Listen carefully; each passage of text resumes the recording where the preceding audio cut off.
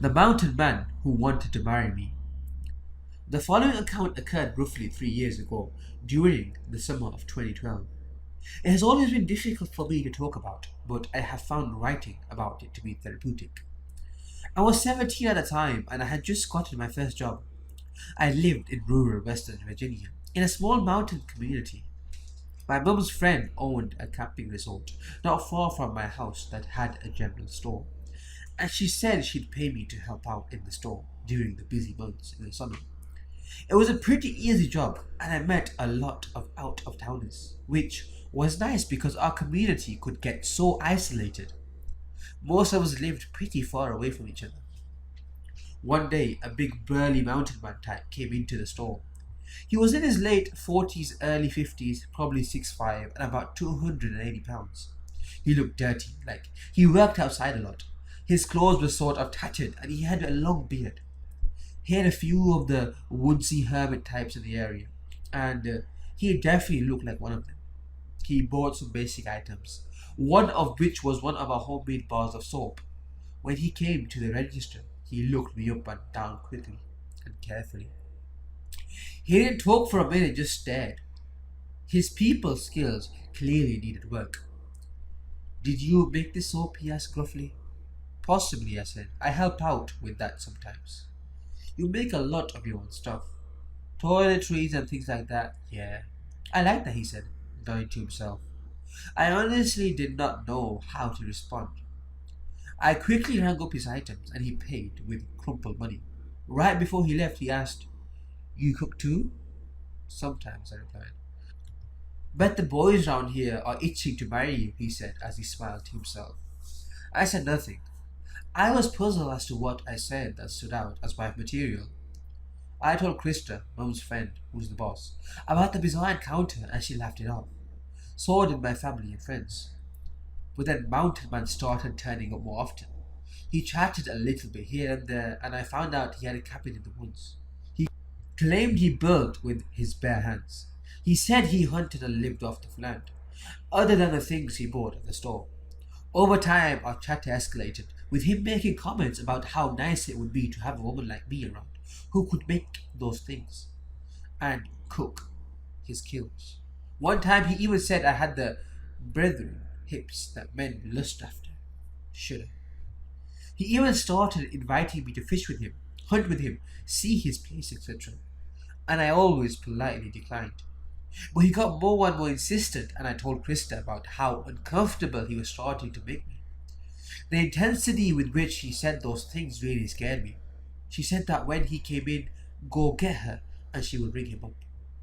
Thanks to her, I started speaking to him less, and I thought I wouldn't have to deal with him anymore.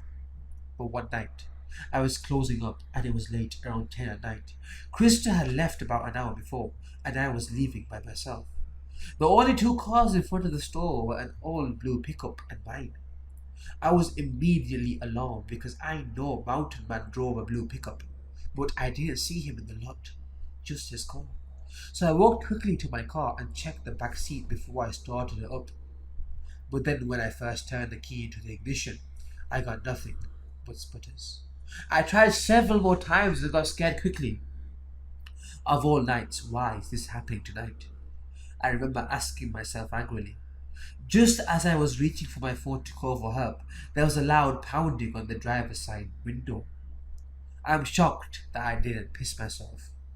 I didn't even want to look because I knew it was him, but I did, and my suspicions were confirmed. He smiled a big grin at me, showing me exactly which teeth were missing.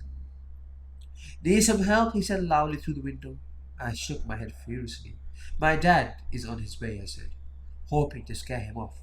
I hadn't spoken to my dad in years. Mountain Man laughed. "No, he's not," he said. "Open the door." The hairs on my neck stood up straight. How did he know I was bluffing?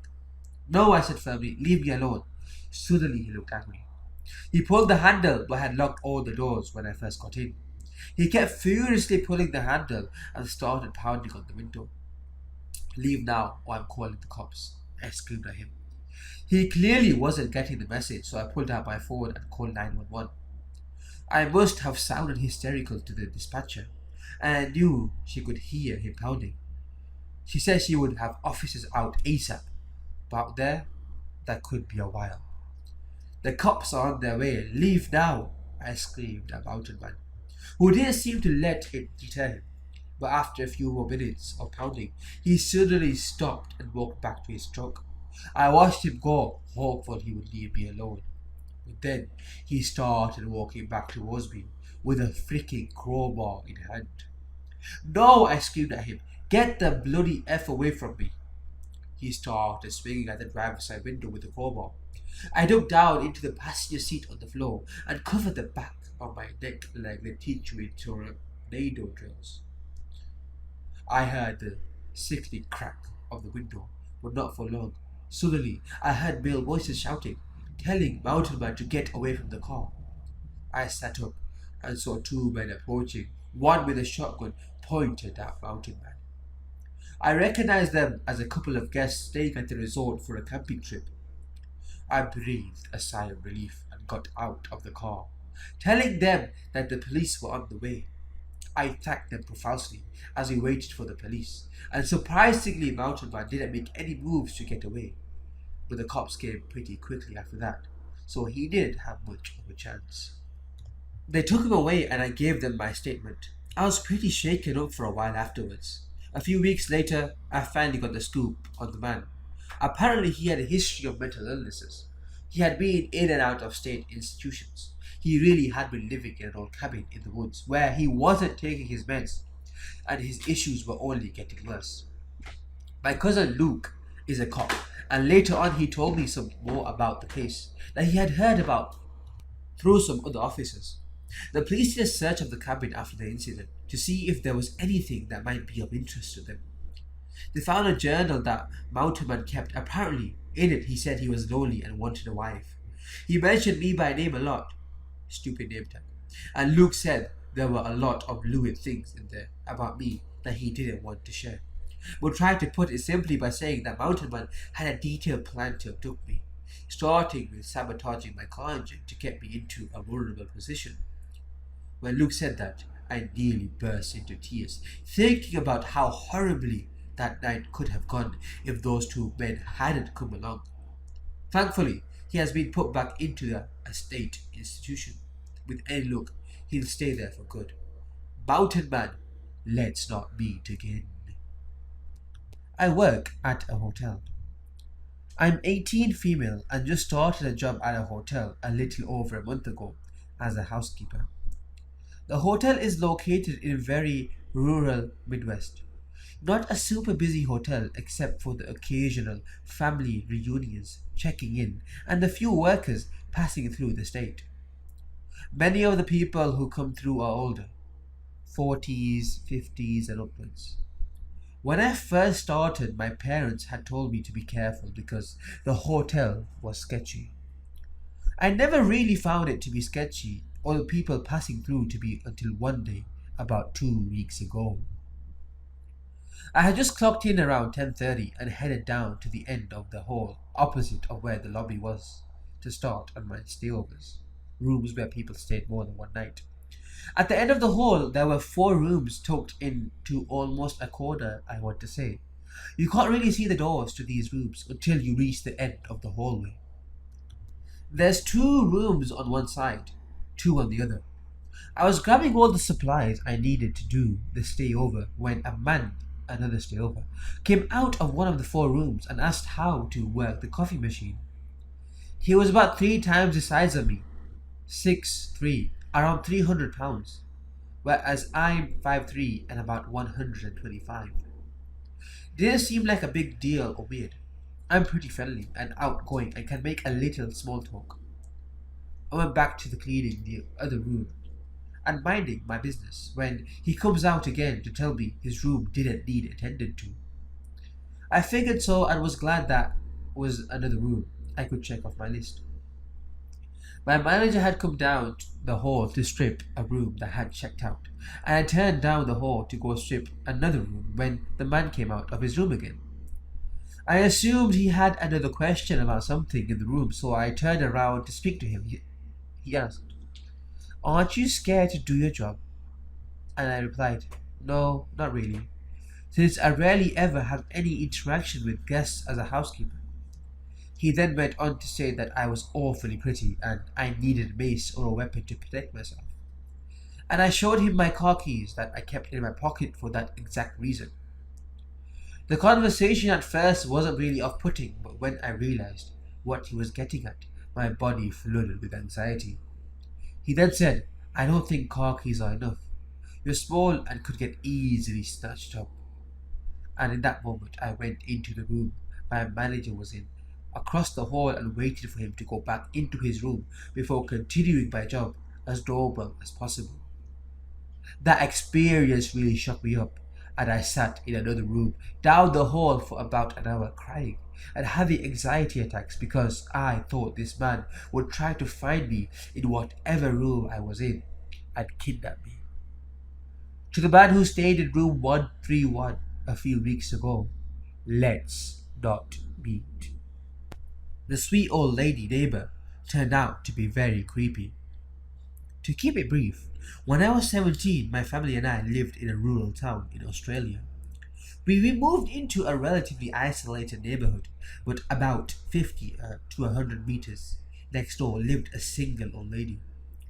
When moving in, she seemed nice enough and introduced herself, always seemed a tad nosy and asking a lot of questions, but I put it down as what all lonely people do. She seemed sweet, or so I thought. One day on school holidays, I was home alone and making a sandwich in the kitchen. I look out the window over to her property, and through her bedroom window, though, I saw a figure in the distance.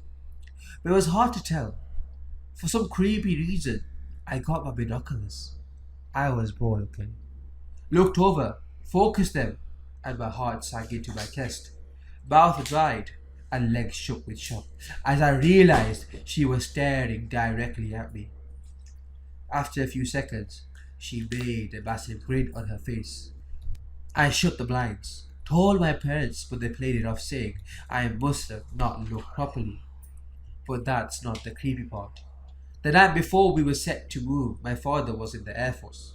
I finished playing around on my PC before going to bed. I awoke to rustling sounds outside. I got freaked out when I realized it wasn't merely creaking sounds in the house. With frozen courage, I peeked out the blinds ever so slightly and bam! I make eye contact with the old lady directly out my window. My body froze and she started quietly laughing, not moving her gaze at all. I shut the blinds, panicked. I shouted for my parents. The three of us searched outside, but nothing. My dad confronted her as she acted like the 40 sweet old lady with dementia again. Thank God we moved the next day. As we packed, something in the back of my mind told me she was watching me from afar. Still sent shivers down my spine. I still have paranoia, trouble sleeping at night, and bad dreams. I try to justify it as mental illness or dementia, but it still scares me even though I'm 22. I just imagine one day the same lady out my window even though I moved across this country. I think someone is stalking me at work. I work at a large crafting store in California and have been there for a year and 8 months now. A little background before I explain what's been going on is needed. So last year we hired Guy, we'll name Hayden. Hayden was a little quiet on the first day, but quickly became more talkative, and over the next couple of weeks started to never stop talking. He would constantly say weird shiz. For instance, one day he was put in charge of building furniture. Our store carries stuff like furniture and home decor as well. He was apparently having difficulty assembling the table he was working on and said something about cutting his wrists and he can't figure out how to put it together. Another time, we were both working in the stockroom and he kept talking about how much he looked like the Parkland shooter Nicholas Cruz. I'll admit he did in fact look like that kid, which was creepy. I remember one day I had gotten off work and was waiting for my ride to pick me up when out of nowhere Hayden walked up behind me. He just stood there with an awkward smile on his face, and I politely asked him, "What's up?" He said something to the effect of, "Oh, nothing much, just enjoying my lunch break. I'm thinking about going inside Taco Bell, right across the parking lot from our work, and shanking someone." He pretty much laughed and said he was joking after saying that. When my wife picked me up, we saw him walking towards the Taco Bell and just flashed us this creepy ass ear to ear smile. So the last straw for me was when he and I were assigned to work our spring freight and get it loaded up on a large U-boat. Our shift started at 7 a.m. and was over at noon. It was 11, and we still hadn't finished our task because Hayden just wouldn't stop goofing around. He would also work very slowly on purpose and would only take one item to the U-boat at once. Our boss came to where we were working and was upset that we weren't done yet. He told us we would both get written up if the job wasn't finished before we were off. I was pissed off at this point, and Hayden knew it. He seemed to feel bad for pretty much getting me in trouble and apologized. He then said something that really concerned me. He said, in the most serious tone I had ever heard him speak since meeting him, "If I get fired, I'll shoot this place up." He went on to say that I knew where all the emergency exits are and would first shoot all the cashiers and then move on to the other employees in the store. I'll admit that I didn't immediately report what he said, but it did have me on edge, and I kept thinking about what if. After some convincing from my wife, I finally did the right thing and informed my manager. They took a written report from me and contacted the police. After 2 more days of working with Hayden, he was fired and subsequently arrested for his threats. The week after he got arrested, my boss had a meeting with the entire staff and told everyone what happened. After everyone left the meeting, he pulled me aside and revealed to me when the police and Hayden talked about during the interrogation. I don't completely remember what was said, but Hayden apparently admitted that he said what he said and kept asking if I had been the one who reported him. Fast forward to a few weeks ago. I was working at the same store, still am, and I was heading to the break room for my final break when I heard a voice from one of the aisles to the left. A man was standing next to the paint case and asked if I could get him some paint. While I was opening the case, he addressed me by my name, which I immediately thought was weird because I wasn't wearing my name tag on this particular day. Out of curiosity, I asked him how he knew my name, and he said it was just a lucky guess. To which I thought was BS, mainly because his tone of voice seemed sarcastic. The entire time I was getting his paint, he was staring at me with a smirk on his face. He then began to ask me questions about my name, which is the same name of a popular TV show character. He asked what year I was born, why my parents decided to give me that name, etc. At this point, I started to walk away, and as I had other things to do, and the whole time I was walking away, he was still trying to talk to me. I heard him yelling my name from 3 aisles down. I went and stood in the warehouse until I thought he was gone. Later that same day, one of my co-workers asked me if I knew the guy who was buying the paint, and I told her I didn't. She told me that he had approached her and asked her all kinds of questions about me, like if I'm a good worker and if she likes me as a co-worker. This is an ongoing issue too, as he's come into the store 2 other times, one being yesterday during my day off, and apparently asked where I was. I don't know for sure, but I suspect that this guy might be cousins with Hayden, as they sort of look alike and have similar mannerisms. Both look similar to the Parkland shooter and have that same creepy vibe. This might not be the scariest thing on here, but it's still freaky. I'll update if anything else happens. Hey guys, so I didn't expect the responses I've gotten, but thanks so much for all the advice. I am safe and have reported this matter to my manager, who is thankfully taking this very seriously. I have not seen my potential stalker, and I'm hoping to never see him again. Update. Tonight, I worked the closing shift and was outside getting carts after the store closed at 8 p.m. when two SUVs pulled into the parking lot. One of them parked behind the store and the other one parked in the main parking lot. I was standing in front of the entrance doors when a man dressed in all black and wearing a hood stepped out of one of the SUVs. Another guy walked up next to him and they both started approaching the store. I politely told them we were closed, and then I looked down to notice a large baseball bat in hoodie guy's hand. I started repeatedly ringing the bell to be let back inside, and these two guys were just pacing back and forth in the lot, staring right at me. My manager let me in and called the police. The guys were long gone when they got there. This could have easily been a totally unrelated incident, but I thought I'd still update because the whole thing makes me think it could be you know who. My stalker became my roommate's boyfriend.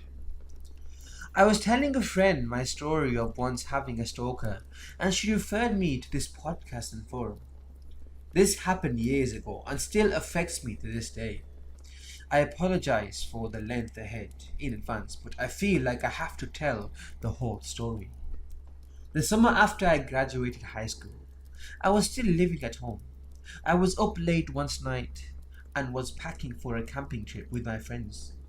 It was unbelievably hot and had the windows open as I sat and folded clothes. It was around 2 in the morning, and the next thing I knew, there was a hand coming through the gap in the screen of my window. I screamed and the hand flew back out.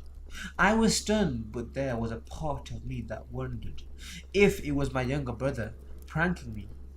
I got up and looked out the window and just saw a figure of a man staring back at me. I ran into my brother's room and he was there playing video games. We called the police, who came and searched the area.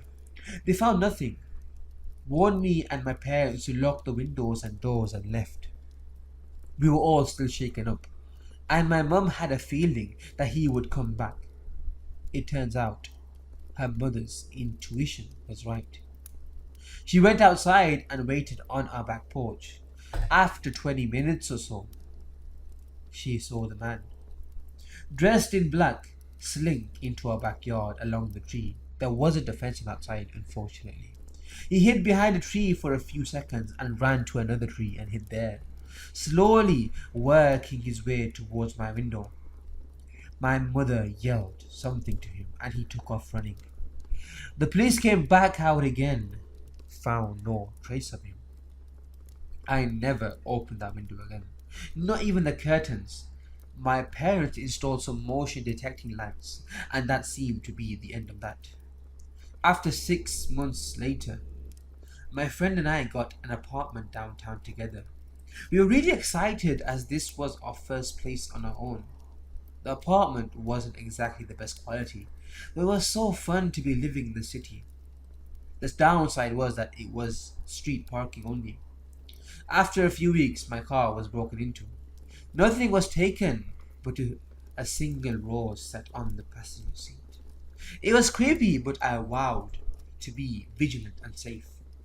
I always tried to park close to the entrance, near the lights, but often it was difficult to get those spots, and I would often have to park farther away on the dark streets. Things quickly began escalating at this point. My car was broken into at least once a week.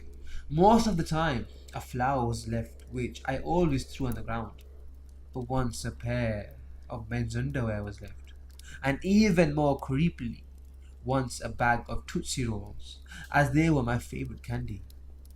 This made me wonder if the person knew me personally, and I started to become suspicious of everyone. There was a laundry in the basement of the apartment, and one day I went down to get a load that finished drying. As I started to fold, I realized all of my undergarments, bras, and panties were gone. Another week, I had a male friend over from school, and his tires got slashed during the visit. By the time the first letter arrived, I had already started making plans to move elsewhere. The letter described a love for me that had been going on for years. He noted things that proved he had been watching me closely. I was able to arrange for another friend to take over my lease, and I moved in with another friend on the other side of the city. It was a secured building and had an underground parking garage that was only accessible to tenants. I felt much more secure, and the extra money spent was well worth the peace of mind. Things were quiet for a few months, and then my roommate got a boyfriend. Most of us were wary of Ashley's new boyfriend from the beginning. For one, they met on MySpace after he reached out to her. Another reason was that the new boyfriend, Matt, was extremely good looking. And while Ashley was a wonderful person, she just wasn't the type you would typically expect someone like him to date. Ashley was thrilled. She had never had a boyfriend and really felt like he was her Prince Charming. I thought he was weird and creepy from the beginning. Matt was on the quiet side and always seemed to be sporting an uncomfortable, leery smile. It was difficult to carry on any sort of a conversation with him because he would always make it weird with some random facts that were completely unrelated to what we were talking about.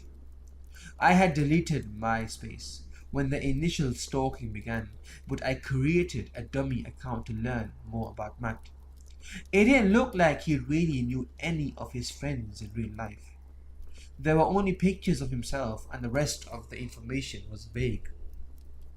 My friends and I gently tried to discourage her from seeing Matt.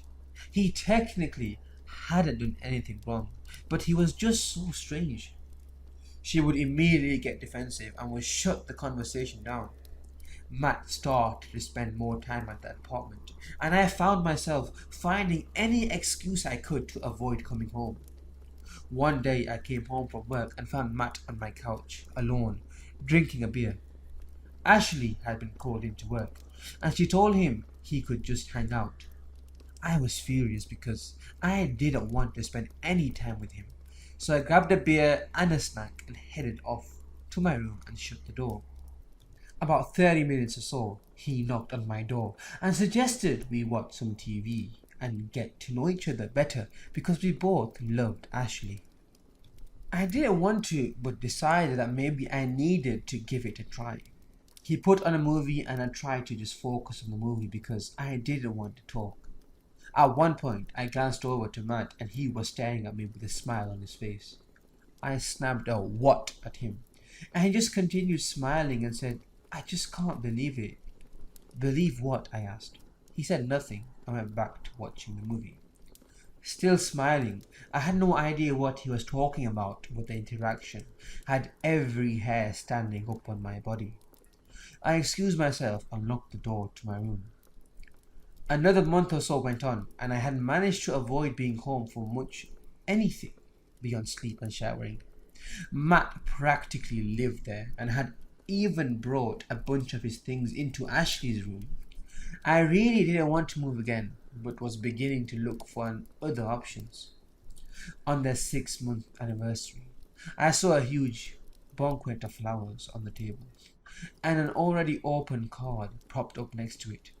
I rolled my eyes and was about to leave when I decided to see what the weirdo wrote to her. When I opened the card, my heart started beating through my chest. Without even reading the words he wrote, I was shaking. The handwriting was exactly the same as the one my stalker had sent. I had kept them as evidence and dug them out of my desk for comparison. The handwriting was unique and identical. Matt was the stalker. I called the police first. As they were on the way, I called Ashley and asked her to come over. She was at work but said she would be there when she could. I was terrified to tell her because I knew she would be shattered. The police took a statement from me and actually went to Ashley's work to get more information from her. And they ended up breaking the news. Apparently, Ashley called Matt and left a furious message, even though the cops told her not to say anything, and he completely disappeared after that. There was no Matt or anyone matching his resemblance at the place he said he worked. Ashley had never been to his apartment because he said he had been staying with friends while trying to save money for a trip to Europe. His family lived out of state, and she had never met a friend of his because he said they had a falling out because he went choosing to spend so much time with Ashley. It was all lies, and in the end, she was dating a stranger. We don't even know if Matt was his real name. The cherry on the top of this whole thing was when we went through Matt's things. He had left everything when he disappeared, and Ashley and I decided to go through everything. There was a duffel bag that was full of gym clothes. But in one of the compartments, there were about 10 pictures of me. All were taken from far away, with the exception of one of me sleeping. The sheets were current, so I know it had to have been at the current apartment. Before I started locking my bedroom door, a few pictures dated back to before the incident at my parents' house, which made us think and link that was him as well. 2 pairs of my missing underwear were there, and I shudder to think of what he did with the rest. A Starbucks lid with my red lipstick marks, a necklace I hadn't even noticed missing, a few other random sick souvenirs. The police never tracked him down. I decided to accept an opportunity overseas that I had been considering and got the hell out of there. Unfortunately, Ashley and I quickly drifted apart. She had a really hard time accepting that her first love was a complete psycho. I think I had some underlying anger, maybe misplaced, for believing all of his lies and letting him into our lives. I don't know what his endgame was. Would he have tried to hurt me, or was he simply content with being in my world? I'll never know. Being stalked changes you. Even when I lived across the world, I looked over my shoulder everywhere I went. I still have no social media accounts attached to my real name. I am married with children and know that he moved on to torment some other poor women. But every time I visit my hometown, I am tense and keep a low profile. Part of me will always worry that Matt will resurface again. A random stalker now has my address thanks to the police. I was driving home when I realized a truck had been behind me for miles. Just to be precautious, I made an abrupt last-second U-turn. He did too. It was there that I realized he was following me. While on the phone with 911, I made sharp turns and ran the lights to try to lose him. He wouldn't stop, literally almost hitting my car a couple of times as he sped up trying to catch up. The 911 operator instructed me to go to a local grocery store and wait for the police. I parked right in front of the store's entrance, surveillance cameras, and waited.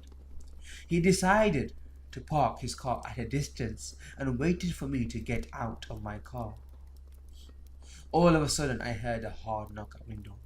I freaked out, and it turned out to be the grocery manager letting me know 911 just notified him of the situation. He asked if I wanted to go inside the store and he would protect me until the cops arrived. I honestly feared the worst and told him no. I was shaking, but I thought this maniac might have a gun. He could shoot me and everyone in there. Cops arrived and luckily cornered him in the back of the parking structure. I was shaking as they came to my car, my hand gripping my wheel very tightly. They arrested him soon after for a third DUI, and police filed a report. I didn't know who he was. Apparently he lived a couple of miles away from me. Unfortunately, 2 months later, I received a letter to notify me that I may be subpoenaed. I called the DME who issued the letter, and they notified me that not only is he free again, but that my information, including my address, were on the police report that was provided to him and his attorney. Thanks, LAPD. I now live in fear. He may come one day, or any day, and hurt me. Being stalked by my neighbor. Hi everyone. I'm really writing this out as a way to vent because I'm in a situation where I feel really stuck. Any advice is appreciated, but I'm not sure there's anything that can be said that will actually help. I've tried just about everything. I'm going to start from the beginning. This is a story 2 years in the making, so I'll try to be as thorough as possible. In 2019, I graduated with my master's degree and moved to a relatively rural area for my PhD, thinking we'd make an investment. My dad and I purchased a house. The intent was to rent it out once I completed my PhD. This house was only a block away from a dive bar, where my dad was able to make some pretty good friends. He introduced me to everyone, and everyone let me know that I would be so happy in my new house because my next door neighbor was the absolute nicest guy you could ever meet. So we met the neighbor, and he did seem nice enough. He suggested we exchange numbers just in case I ever needed anything, and I thought that was a good idea. What's the worst that could happen? A few days later, my dad left to go back to his home in another state, and I was left to my own devices. Literally the day he left, it started. My neighbor texted me while I was away and let me know he left a gift for me on my front porch. In this text exchange, he started using pet names like Sweetie and Cutie. I went home and he had left a hand-painted feeding dish for my cats in my mailbox. At this point, I wasn't that alarmed. He was just being nice, I thought. The next day, he sent me more texts with pet names, and I took the opportunity to make sure he knew I was not interested in anything romantic. He replied back with a rambling text about how all a person ever needs is friends, and he would like to be friends with me. After that, he would send me texts frequently. Everything from inviting me fishing to telling me he left more gifts on my porch. I would often not reply, or I would tell him I'm busy. I didn't want to be rude, but I also had no interest in any sort of relationship with him other than neighborly. One night, I got a text from the manager of the bar down the street, letting me know that if my neighbor knocked on my door, I shouldn't answer. She then told me that my neighbor had walked down to the bar with a hatchet and told the bartender he was hearing voices that got louder as he got closer to the bar. He threatened to kill someone with a hatchet if the voices didn't stop. They called the police, and the police took the hatchet from him, but made no arrest. The manager of the bar picked me up, and I spent the night at her house. She told me that the police said my neighbor was on meth. After that, I tried to keep my distance even more. But things got even weirder. One day I went out of my car to find a dead squirrel in my driveway. The squirrel had very clearly been run over and moved to right in front of my driver's side door. I just stepped over it, got in my car, and left. When I returned home, the squirrel was gone. Shortly after, I received a text from my neighbor that said, "Someone or something put a dead squirrel in your driveway. Don't worry, I moved it for you." I felt like this was a weird way to word this, and I suspect he is the one who put the squirrel in my driveway. Another time I walked out to my house to see he had placed an unspent shotgun shell on the bricks in his front yard. He came out and told me that it was to serve as a warning for anyone walking between our houses. For the next couple of months, I did my best to avoid him. He would text me inviting me over, and I would come up with an excuse or just ignore him completely. I wanted to remain cordial, since he was my neighbor, but it was getting very annoying, and I was uncomfortable. He would text me as soon as I got home. Around Halloween, he handcrafted a large casket and wrote, "Here lies the last son of a bee who played mind games. November 2012. What the heck? All this time, still sending me texts. Eventually, I got fed up and I stopped responding completely. Less than 2 weeks after I stopped responding completely, he threw a 50-pound flower pot at my front door. You know those big concrete planters? Yeah, one of those. I called the police, who advised me to get a stalking no contact order. A few days later, I was watching TV when a notification popped up that my neighbor was trying to cast a video to my screen. I declined twice. I filed another report with the police. During this time, I started the process of getting a stalking no contact order. I saw 3 different victim advocates who all told me different things. I went out of town for a conference, and during that time, someone had attempted to break into my house. I had an ADT security system, so while they didn't succeed, I was aware of the attempt. After the conference, I came home to the entire world shutting down because of code. I was trapped in my home 24/7 with my stalker neighbor next door. Luckily, court proceedings for protection orders didn't stop. Right before court, he sent me a text telling me he was sorry for what he'd done, that he could tell when he saw me outside that he made me uncomfortable. Then he went on to tell me he can tell my hair has gotten longer and I look beautiful.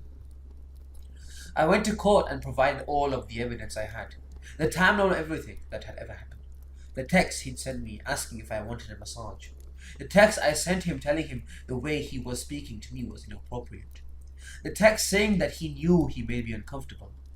I told the judge that I suspected he had attempted to break into my house while I was out of town.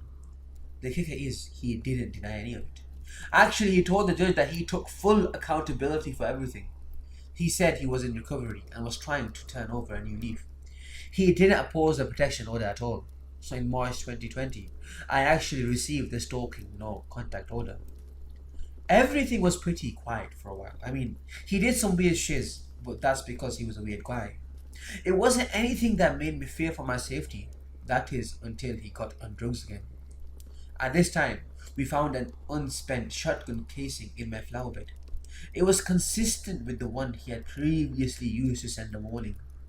This occurred a couple months after I started dating my boyfriend, and I suspect it was a warning to him. After this, and for a variety of reasons, my boyfriend moved in with me. He moved in pretty quickly, but everything turned out fine. We're still together and as happy in our relationship as we can be. New Year's 2021, I was awoken to yelling. I turned on my security cameras and got footage of him sticking his head out his window and screaming obscenities at my bedroom window for about 7 minutes. It doesn't sound like a long time, but when your stalker is screaming threats and obscenities, 7 minutes is a long time. He called me a harlot. He said happy bloody New Year. He said he was going to blow up his house with his gas line. I called the police, who responded. They told me that he never said my name, so they can't prove it was a violation of the protection order. The officer said, and I quote, "There's nothing illegal about yelling in your own house." They left without even speaking to him. All I could do at this point was do my best to avoid him. I parked on the street because my driveway is pretty close to his front porch. I got used to living with my curtains drawn. I always made sure my cameras were charged, all 5 of them. Yes, because of him, I spent over 1,000 on cameras. Every inch of my yard is covered. Since then, he's been seen by me and my other neighbors talking to people who aren't there, going outside and screaming nonsense. Things like, "I have Cheerios on my necklace," or "I'll put my pee in your butt." I'm not even joking. This basically brings me to last week. In the morning, I was getting ready for the day when I heard screaming. Someone is going to die over this straight shirt. I turned on the cameras. I got footage of him walking around the alley behind my house screaming, "Are you bloody proud? How about I get my shotgun? I'd get everybody all fired up." I called the police. Once again, they didn't charge him with the violation of the protection order. Instead, they gave him an ordinance violation for disturbing the peace. The police told me that it seems that he's off his medication again. And that was that. They left. Last night, I was awoken to hammering outside my window at 1 a.m. He was cutting down his privacy fence horizontally. I called the police for a noise complaint, and they just told him to stop. And that was that.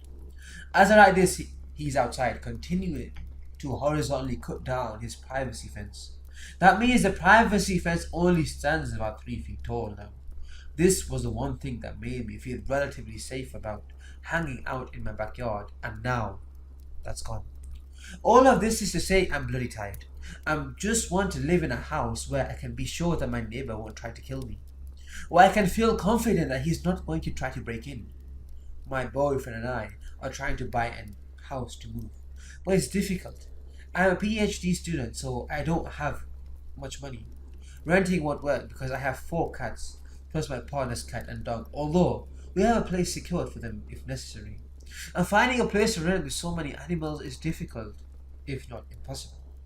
I refuse to rehome them, so maybe it's partially my fault I'm stuck in this situation. My dad has agreed to co-sign on another mortgage, and I've gotten a second job. We should be able to save up enough money within a few months, but until then, I'm stuck. I just don't know what else to do. I'm tired. I'm angry. So I figured I'd write this to vent. If you made it this far, thanks for reading it all. There's still so many different instances that I've left out. I'm just so exhausted. Never walk alone at night. So this was around late 2010, early 2011. I was 15 at the time and I was spending the weekend at my best friend's house. Her name is Talia. And 2 of my other friends, Jade and Shauna, were there too. Our friend Jack lived across town and he wanted us to come over to hang out. It was a 10 to 12 minute walk to get there, but it was 9 p.m. and a Saturday night. And Talia was skeptical about walking across town in the first place. So she stayed behind, but the rest of us figured since there were 3 of us walking there, we would be safe. And we were. So we get to Jack's house and he had been drinking out of his mother's liquor cabinet. He was 17 at the time. And 2 acquaintances of ours who were dating each other and having problems in their relationship were there drinking too. It was annoying for me to be there since none of us wanted to drink. And one of the acquaintances was drunkenly spilling her life story to me and how she wanted to break up with her boyfriend because she was in love with her ex. Yada yada yada. Basically, I didn't care about. I barely knew this girl, but I listened and tried to help her through her drunken banter while we were there. So 11:30 p.m. hits, and Jade and Shauna decided to call Talia's mum, who treated us as if we were her own children, to come pick us up because, of course, no one wanted to walk back at almost midnight. Even with there being 3 of us, the drunk girl didn't want me to leave. So I felt bad and stayed behind and told Jade and Shauna that I'll just walk back later on. I didn't have a concept of fear. According to rumors at school, one of the most intimidating girls in our class always carried a pocket knife on me, was going through my goth stage, etc., etc. I knew the town like the back of my hand, so I didn't think it was such a big deal.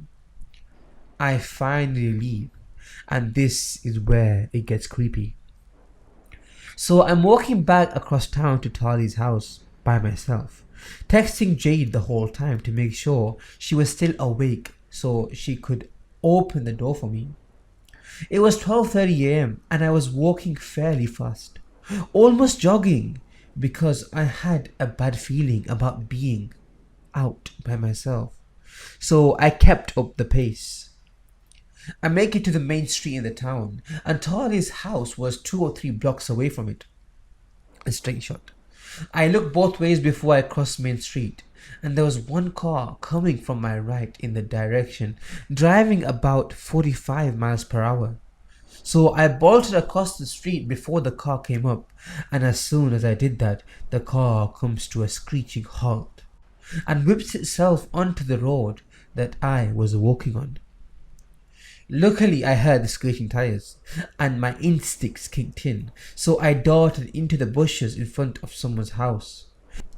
Because my brain quickly comprehended that something just didn't seem right about a car driving so fast down the road. Speed limit in the town was 25 miles per hour. At this time of night, then making this quick turn out of nowhere. I stayed crouched in the bushes. They were thick bushes, and like I said, I was going through my gothic phase, so I was wearing all black, and I had the night to my advantage. And watched this car slowly creep down the road next to the house I was hiding outside of, almost like the people in the car were looking for me. I held my breath. I watched it continue down the road and turn around in a parking lot, then watched it head back up to Main Street. As soon as that car got to the stop sign opposite from where I was going, I bolted. I never ran so fast in my life. All the while I'm texting Jade with my difficult flip phone, telling her to open the door now. Everything was like it was on cue.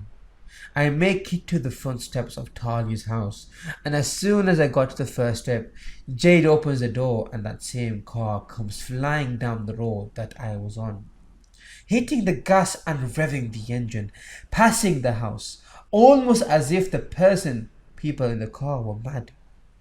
Jade seems me out of breath, barging into the house, asking me all these questions, and as soon as she locks the door, I tell her everything. The next morning, I told Talia, Sean, and Talia's mum about what happened, and Talia's mum went white. Apparently, a man had been caught a few towns away from ours for stalking and assaulting another woman, and around the same late hours of the night.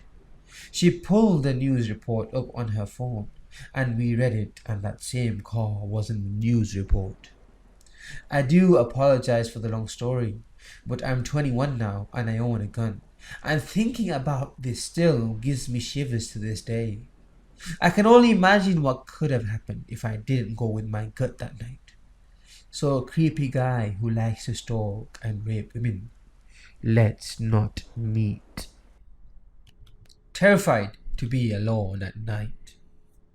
This happened a few years ago to me when I was still living in my childhood home down in California. I had just inherited my family home, so my cousin decided to move in with my husband and I while she was attending a college nearby.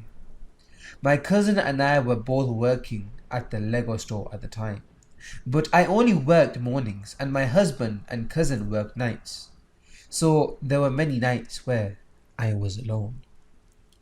A couple of weeks before this happened, I had been taking stuff out of my car when I realized a strange brown van with no back windows parked across the street.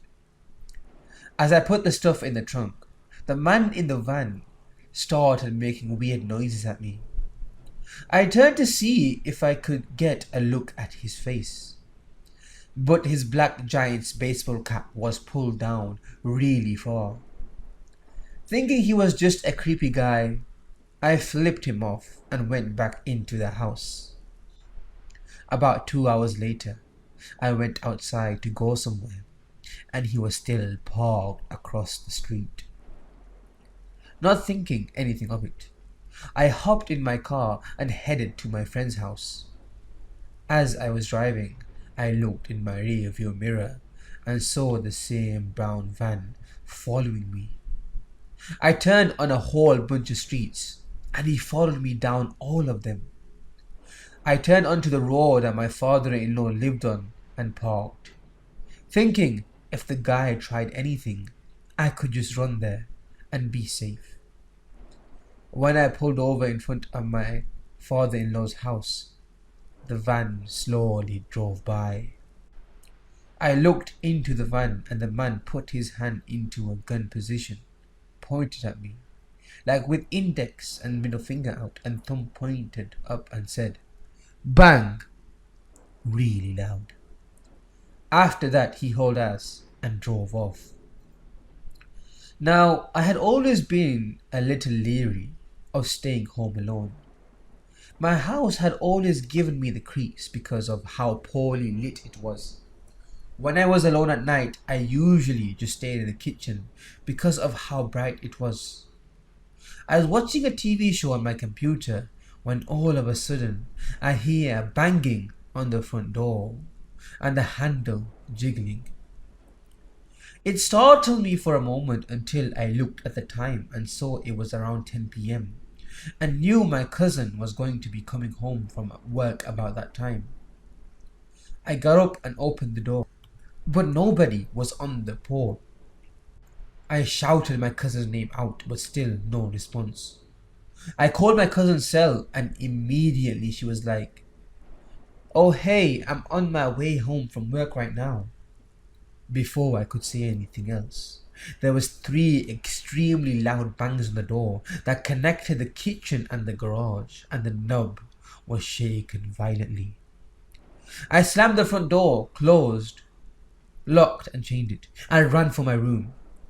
My aunt called me while my cousin called the police, and I stayed under a blanket until my cousin arrived. When she came and got me, I was led outside to talk to the police. I was trying to explain what had happened, but the officers along the side of my house were distracting me. I walked over to where they were, but one of the police officers held me back. They opened the gate and saw that the door to my garage, which we always leave locked, was wide open. All of the officers in the area pulled out their guns and went into the garage, but nobody was in there. Afterwards, the police told me it was probably just some kids messing around. But if I ever get scared and home, to just call them and they'll send someone out.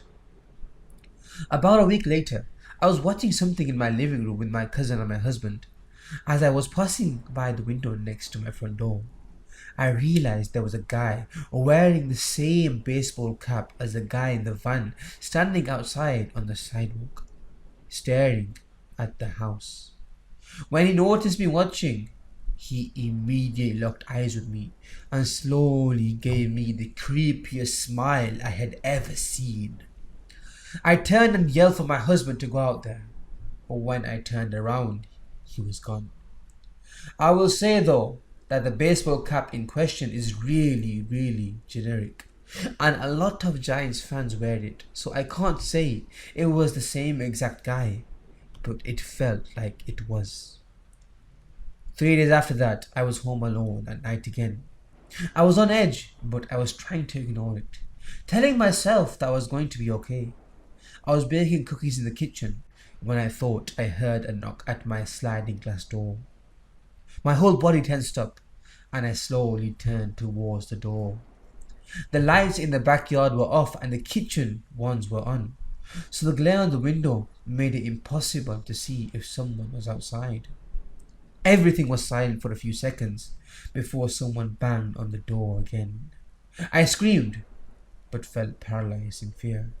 The person ran on the deck from the sliding glass door to the two windows in the living room and started knocking on them as well. They came back to the sliding glass door to knock and started trying to open the door. I finally came to my senses, grabbed my keys and ran outside into my car. I locked myself in my car and dialed 911. We sold the house shortly after that. I still have a hard time staying home alone, even though I'm 2 states away now. A man approached me and my kids in a deserted mall parking lot at 10 o'clock at night and started talking to my kids. So this happened about 5 years ago while I was 9 months pregnant.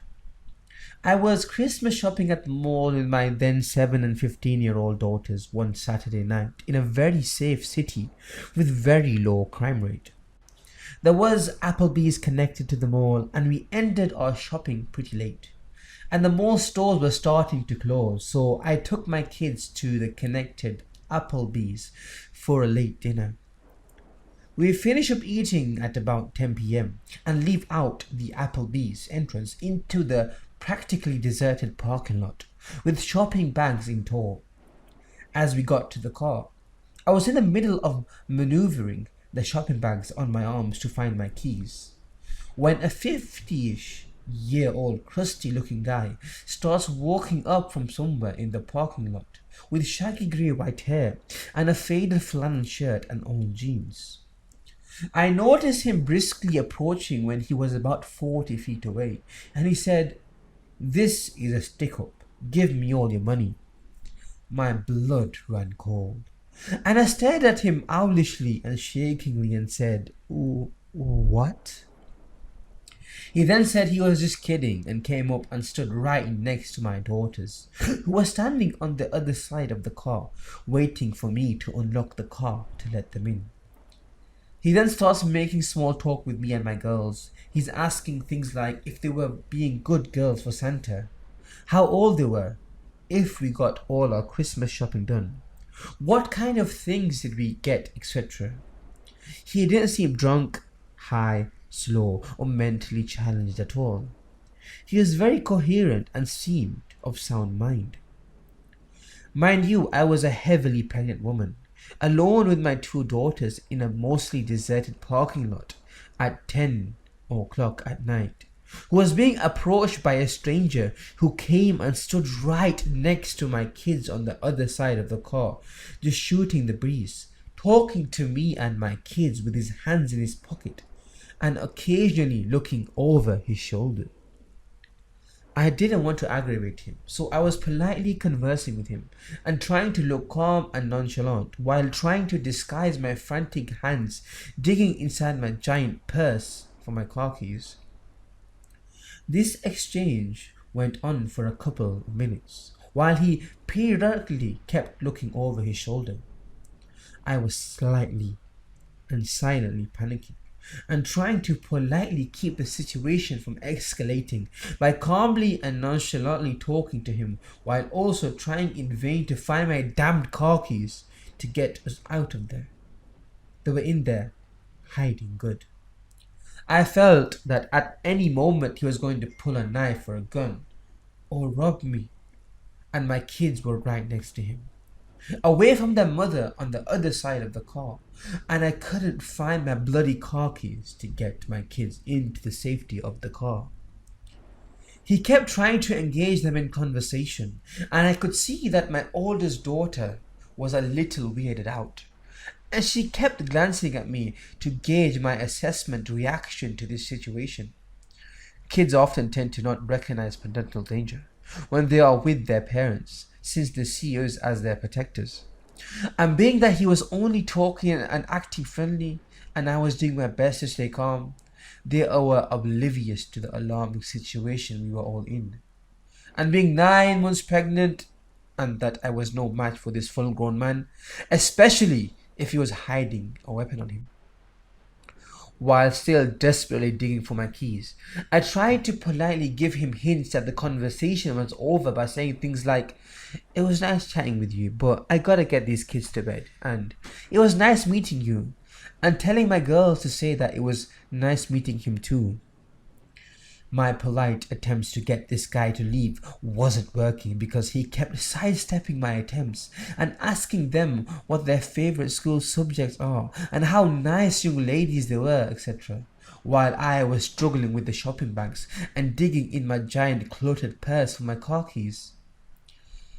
My outgoing 7-year-old was completely oblivious to how not okay this situation was because he was being friendly, and because of the whole "I'm with mummy so I'm safe" child mentality. So she started to talk about what she picked out for daddy for Christmas and started enthusiastically talking about kid stuff and asking him if he knew what Minecraft was, etc., and keeping this creep from leaving us alone by keeping him engaged in conversation. They didn't realize that I was becoming desperate to get them the hell out of there. Then I suddenly felt this sinking feeling of dread when I realized that I may have lost my keys in the mall and that we were stuck outside with a strange man who kept looking over his shoulders and was showing no signs of walking away. And I was thinking that he was waiting for the perfect moment to pounce. All he had to do was grab one of my girls and threaten their life, knowing it would make me do whatever he wanted as long as he wouldn't hurt them. I started to feel my adrenaline start to pike, and my heart and stomach started doing flip-flops, and I felt like that at any moment shiz was going to do, and shiz was going to go down, as the gravity of realizing that there were no other people or witnesses around and that we were totally alone with him, and that moment the odds were stacked against us, and that he has his chance. Then he all of a sudden was all like, okay, it was nice talking with you. See you later. And walked off in the same direction as to which he came. It wasn't until then I found my car keys and I unlocked the door and told my kids to get in fast. I got in too, unlocked the doors and started the car and drove the hell out of there. My 15-year-old light-heartedly and jokingly said, okay, that was weird, and laughed. I was overwhelmed with relief and then I was confused over what just happened. I thought to myself, why the hell would a guy of seemingly sound mind think it totally acceptable to go out of his way just to approach a woman and her kids in a deserted parking lot late at night just to chit chat? But being that nothing bad happened, I brushed it off and joked about it too. When we got home, my husband greeted us and asked us how shopping went. And I said it went well, and my 15-year-old told him what happened in the parking lot and how weird it was, and was kinda joking about it. I started joking too, saying how I was mentally having a panic attack while trying to look calm, and I started making fun of myself by telling my husband how I was attempting to inconspicuously rummage through my purse to find my car keys. My husband went completely white, and I acknowledged his horrified look of alarm, and I assured him that, albeit creepy, the guy was just talking and eventually left on his own. Now, my father-in-law is a retired sheriff deputy, and my husband went through police academy training after graduating high school. He decided to go to business school instead of becoming a cop. And being that the knowledge he gained from that, plus growing up with a cop for a dad, I found out why my husband looked absolutely horrified when I told him the details. What my husband told me completely rattled me to the bone.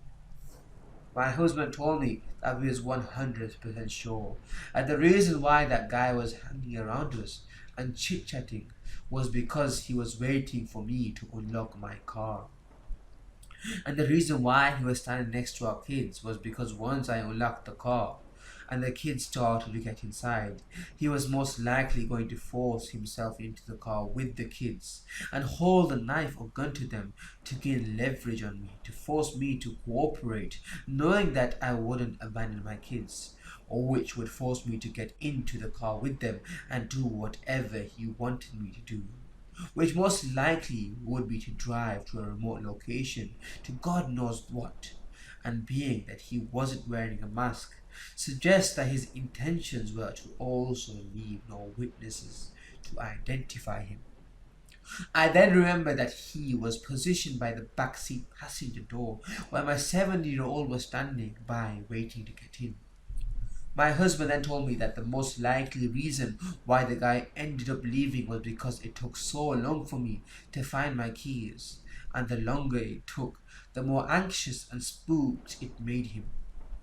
And that whole time, I was desperate to find my car keys, which through some sort of divine intervention stayed hidden in my purse, thus saving us from potentially being abducted. Let's not meet again. He asked for me by name. Yes. Call 911. I've never seen him in my life. I was watching my daughter's kids while she and her husband go out of town. They have a teenage daughter. Let's say her name is Alyssa. At like 3 a.m., I'm woken up by a weird rustling sound and look out the window and see movement. I see a boy emerge from the bushes on the side of the house. I saw a bike tossed on the lawn that definitely wasn't ours. My first thought it was that it was a burglar casing houses. But since he looked young and came through on a bike, I figured scaring him straight would be enough for him to decide to head home. Didn't want to ruin a teenager's life by calling the cops straight away. So I went out on the porch, flipped the lights on and said, "Can I help you?" in my classroom voice. This guy looked surprised but not nervous. He was wearing a Letterman style jacket, but once I got a clear view of him in the streetlights, he seemed much older than my granddaughter, gruff and more wiry than athletic. He walked up closer to the house and said, "Yeah, I'm looking for Alyssa." I gave him a disapproving look, hoping he'd realize he came looking for a girl late at night, and a grumpy old person answered, "It's time to split." I'm thinking what must have happened is Alyssa knew her parents were going out of town, and maybe before she knew I'd be staying over, told a secret older boyfriend to come over. It was late and I was alone with several kids, so I didn't want him coming any closer to the house. I also thought it was weird he came so late and wanted to be sure Alyssa actually wanted to talk to him. So I said, "I'm sorry, who?" And he said, "Alyssa. You know Alyssa last name? This is her house." I thought he knew her full name. They must be at least friends. I said, "You wait there." He started to walk up and I felt a sick burning in my gut. Instinct kicked in. I yelled, "No, stop, freeze." Then readjusted and said, "You stay right there. This is private property. Don't take a step closer. Wait there." So I go in and Alyssa is asleep, just one room over from where the rustling first occurred.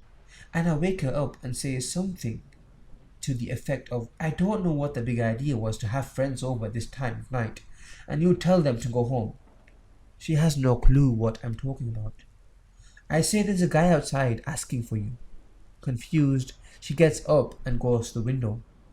She sees him and goes white as a sheet. "He asked for me?" "Yeah." "By name?" "Yes." "Call the police. I've never seen him in my life." I called 911 immediately, but as I was on the phone with them, Alyssa started tugging at my arm. "He's coming up." I had younger kids in the house to think about, so I kept the door latched and pulled it just open enough for the lad and yelled, "I asked my husband, and none of us know an Alyssa last name. Leave my property or I'm calling 911.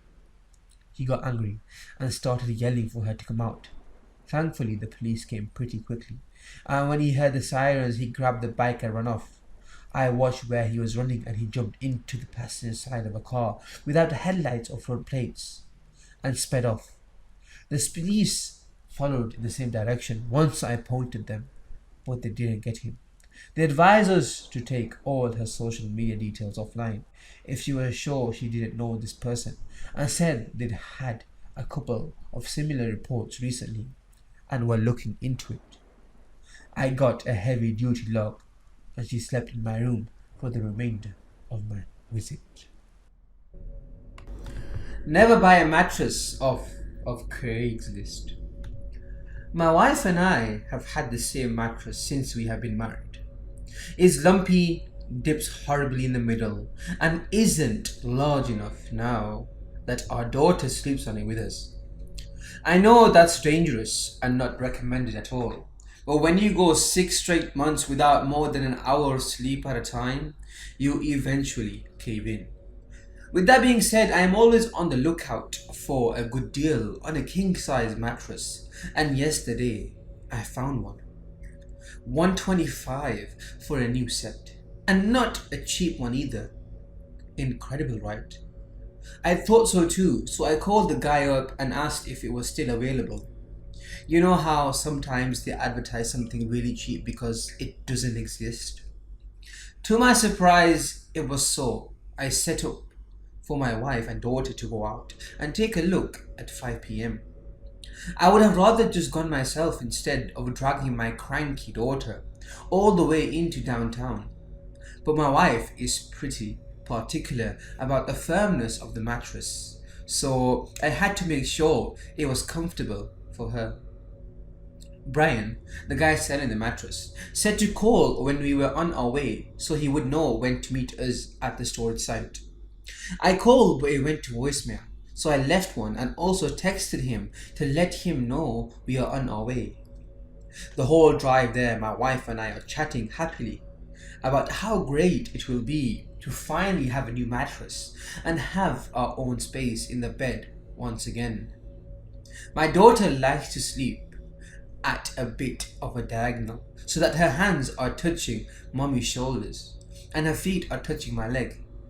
It is very sweet and cute, but also incredibly uncomfortable because I have to sleep on the knife's edge of the bed in order to not crush anyone. That's out there, I am sure you can relate. Fortunately, the traffic isn't too bad yet, so we make it right on time. I hate being late to appointments. It's just so unprofessional and inconsiderate.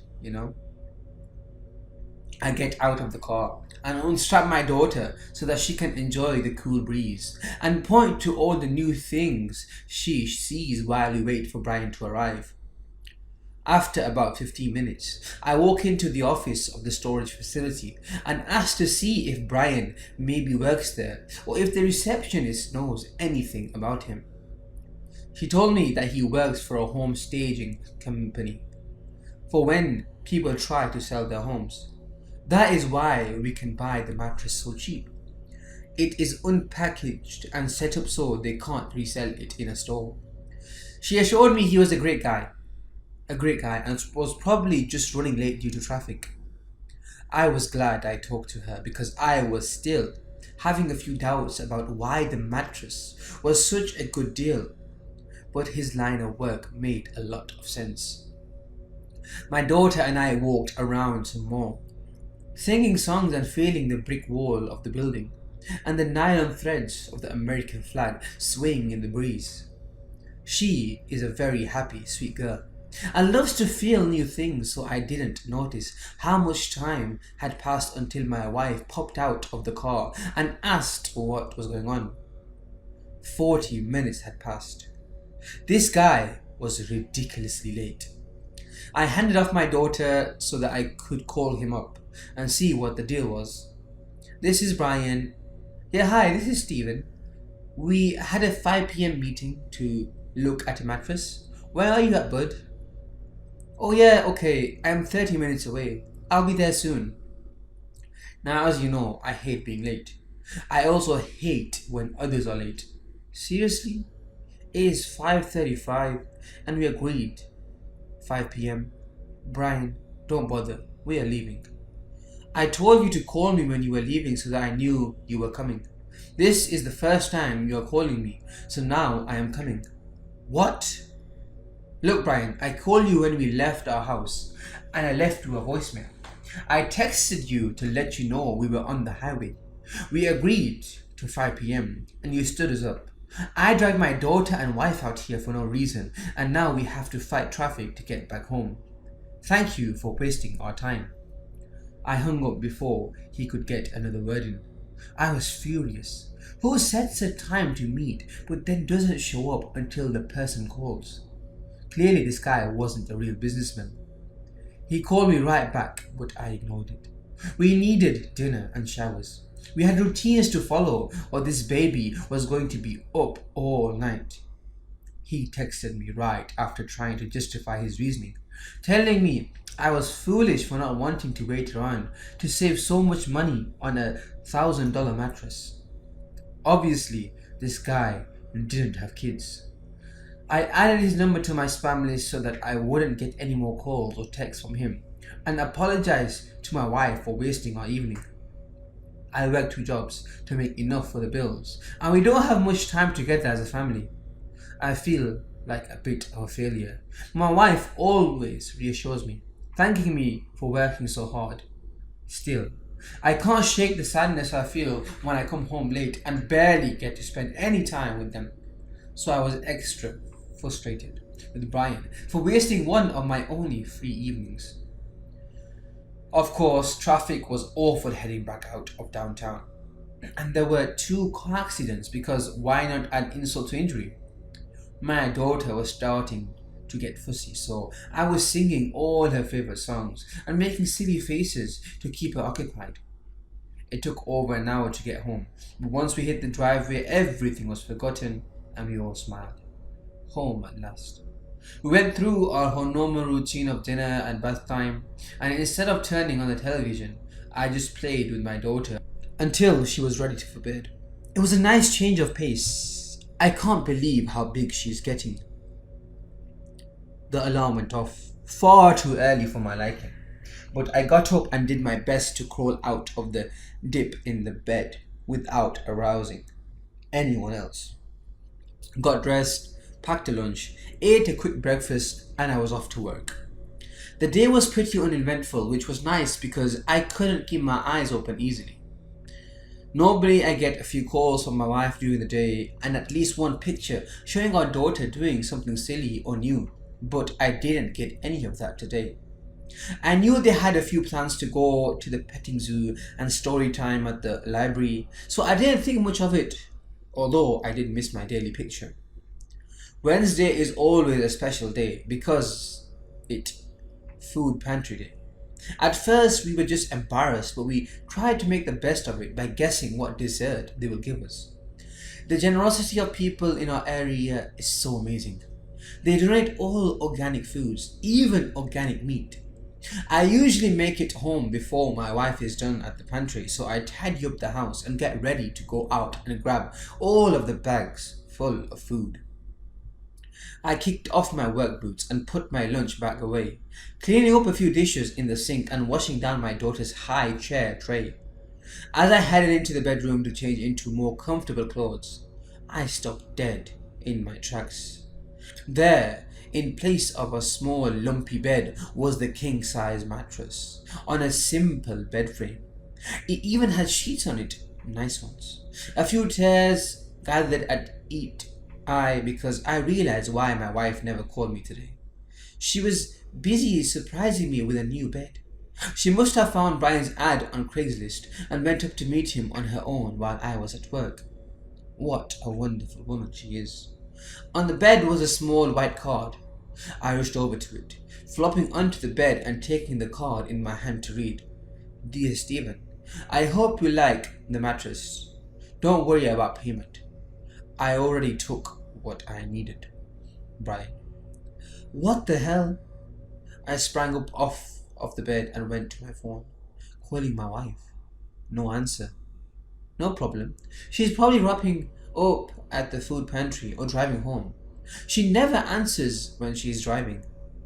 I waited 15 more minutes before calling again. She is never this late from coming home.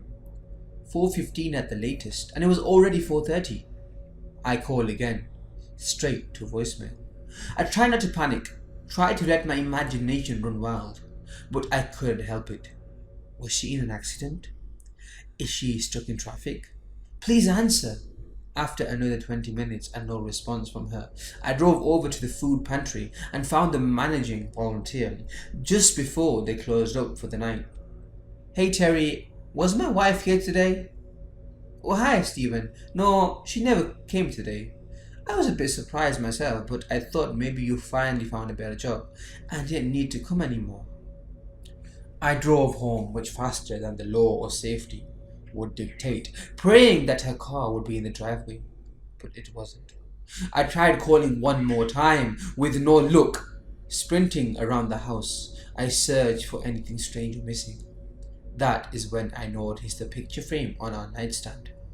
The picture was torn down one side, leaving just me.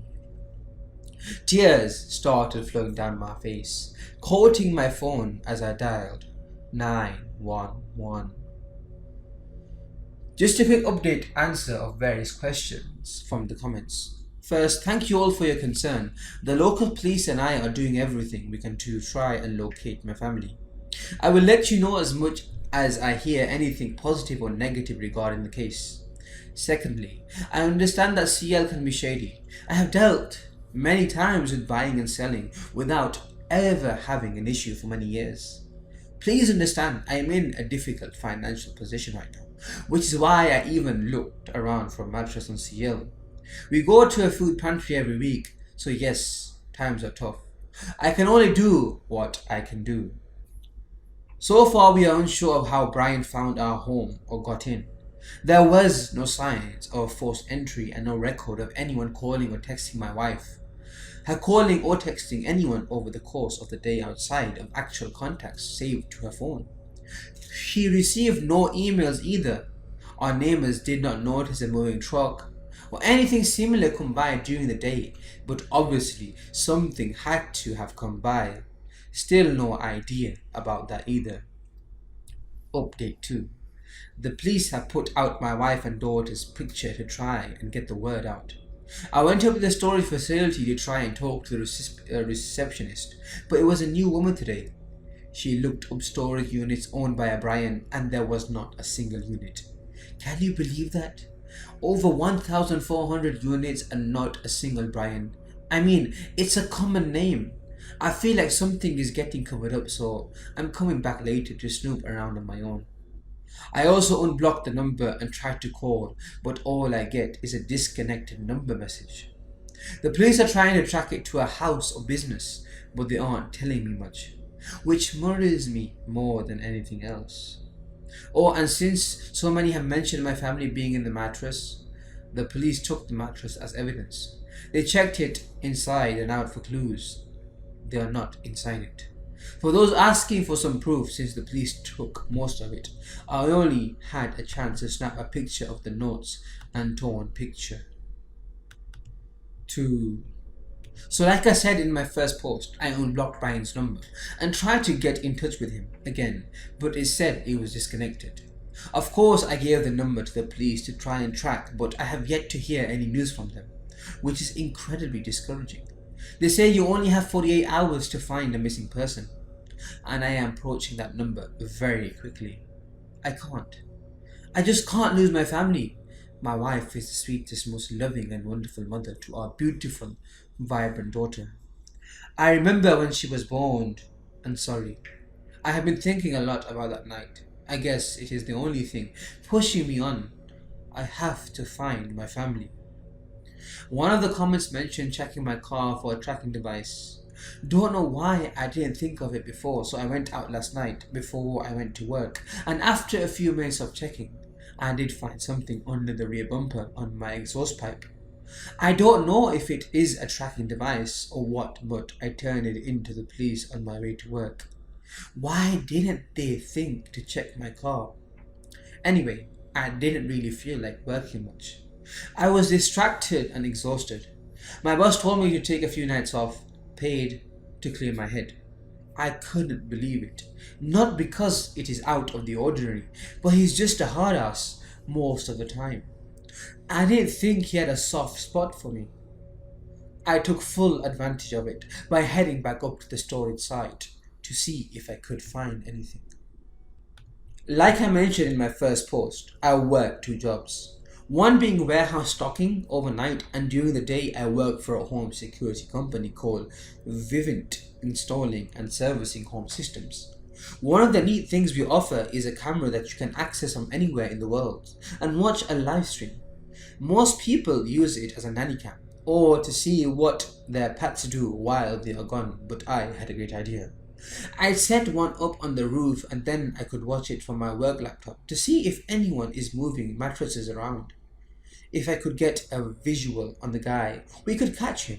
So I headed up to the site and climbed up the backside of one of the buildings that had the humidity controlled units.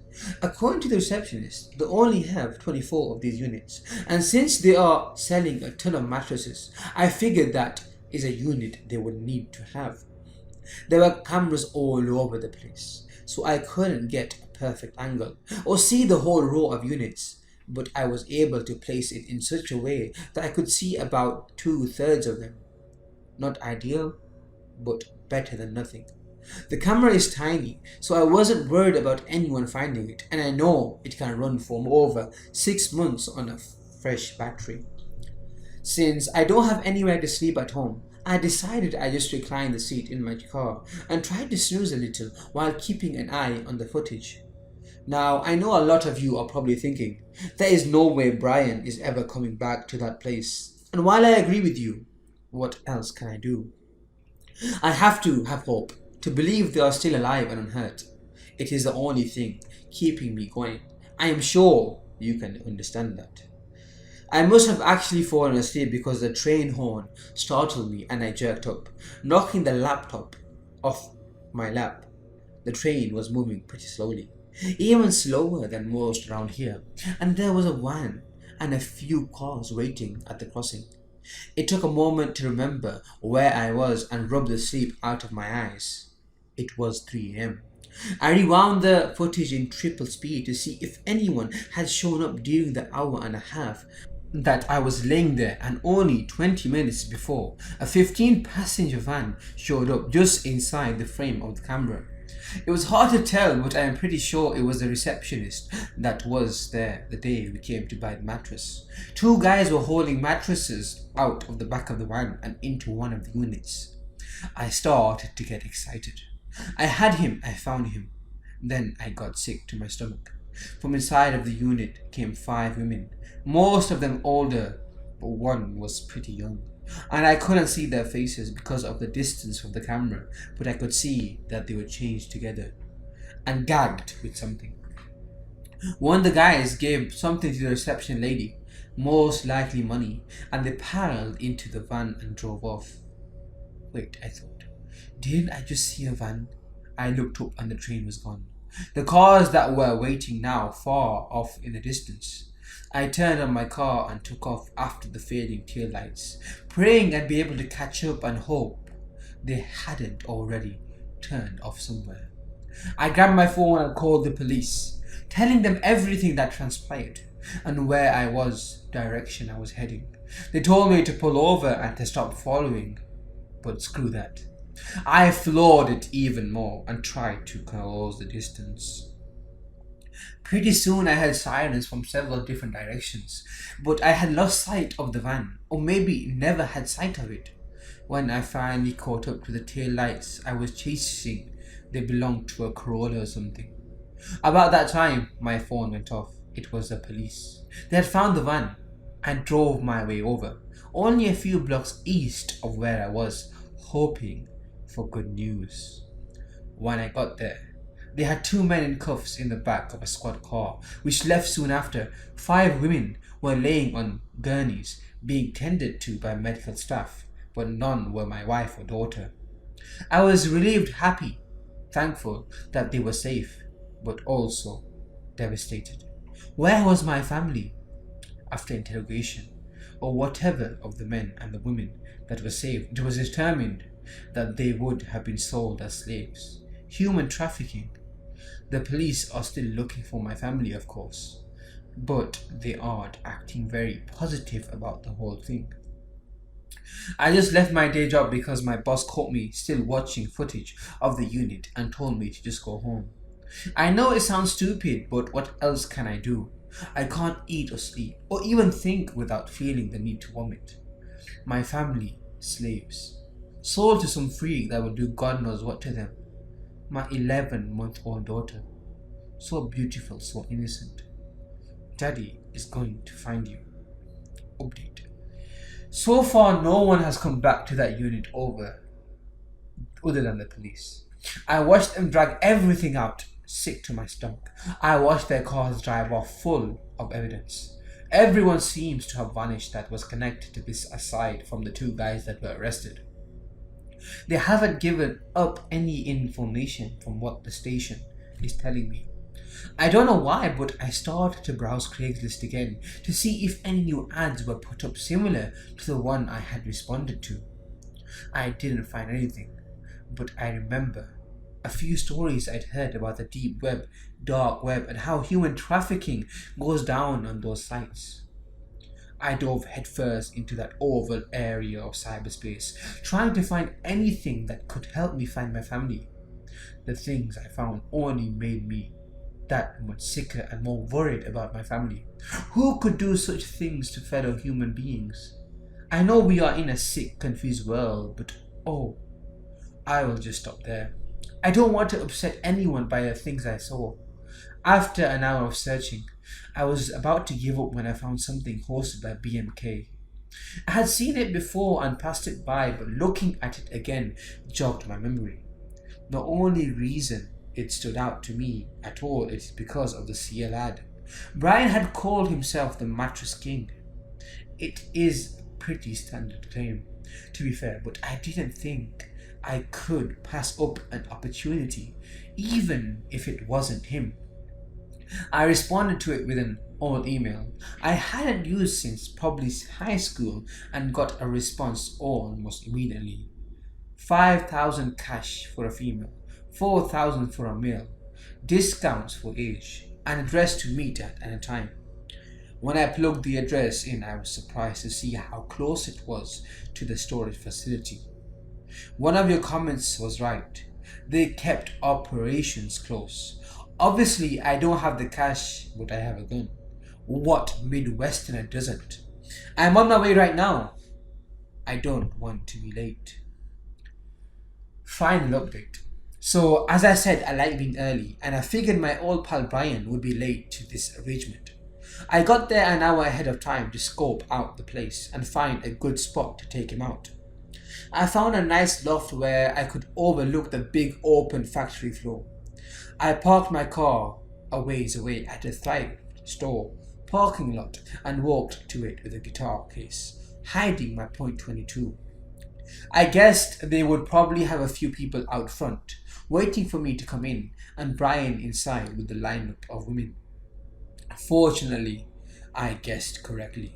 A total of 6 armed people showed up, 4 taking position somewhere outside. Brian and the receptionist stood inside with 20 women. My heart skipped a beat when I saw my wife among them. I almost cried out right then and there, but I stifled it in time. I took careful aim and busted Brian's knee with the first shot. I'm assuming he went into shock because he dropped a late that morning for the entirety of my visit. My next shot took out the receptionist as she ran. The girls started screaming right away, obviously not knowing what was going on. A guy from outside came in, but I was already back outside on my way down. I have never been happier than right then about my granddad forcing me to go hunting every year and earn my dinner. It was paying off. It was then that I called the police. I waited until sirens were nearing before I shot the next 2 guards in the leg, suffering for your sins. I made my way inside and used one of the guards' handguns to finish Brian and the other guy with him. After I let him see my face, I don't think my wife even noticed me until I put my hand on her face. I'm not sure where the last one ran off to, but he didn't bother us as I unlocked the woman and hugged my wife. "Where's my baby? Is she okay?" She just shook her head. We cried, oblivious to the police filtering in. Trust the men on Craigslist. If you're going to judge me for meeting a stranger on Craigslist, I'd prefer that you stop reading right now. I live with enough internal judgment as it is. I was 20, I had a used 1999 blue-green Toyota Corolla, social anxiety, and 1913 in my bank account. That's $19.13. It was the first semester of my junior year at Carleton College, and there were half a dozen get-togethers every weekend that I was running out of excuses to avoid. So I decided that babysitting would be the perfect way to spend my Friday nights. The thought of spending my weekend nights all alone studying while making $9 an hour soothed my neurons more than I could possibly say. Don't judge me, you don't know my life. So when I found Amy on Craigslist, everything seemed perfect. Chloe was 5, Evan was in his terrible 2s, get it? After a week of email and text exchanges, I felt like I really knew her. She was 33 years old and a stay-at-home mom who was itching to get back into the workforce. "You're perfect," she had disclosed several times via text. Nothing seemed sketchy, and if you can't make a leap of faith at least once in a while, doesn't that make for a miserable and empty existence? I was the consummate professional. I had a pantsuit and everything. Yes, I was wearing Converse to a job interview, but it was kid-friendly, and I was ready to charm the shit out of those bloody kids. I pulled the Corolla in front of the house 7:30 p.m. for the 8 p.m. interview, then sat and stared out the windshield for 20 minutes before walking in 10 minutes early because, the anxiety. It was already dark by that time in the Minnesota October, and I slipped my way up the frozen cement walkway in an oversized parka and mittens. I rang the doorbell with my thumb and waited. As I watched my breath rise up in plumes, I imagined all the bad things that might be happening behind that door. I couldn't help it. I was relieved when it finally opened and extremely tense when it wasn't Amy. Unless Amy was a baby-faced man-child with a creepy smile. He stared at me, pale-faced, for several awkward seconds. Then his eyes started to gravitate past my neck and towards my chest. Um, I stated awkwardly. His eyes snapped back up to mine and he offered a delighted smile. Come on in, Amy, she's my aunt. And she's in the back with Chloe and Eva. I watched the steam rise in front of me as I breathed a sigh of relief. He knew everyone's name. That meant he could be trusted, right? I walked into the house, past the staircase, and he snapped the door shut behind me. It was a pretty nice place, to be honest. He walked past me deeper inside without offering to take my coat. I waited for a beat, then took it off, looked around and left it on the floor. I really didn't want to inconvenience anyone by asking where I should put it. I kept the mittens on because my pantsuit had no pockets.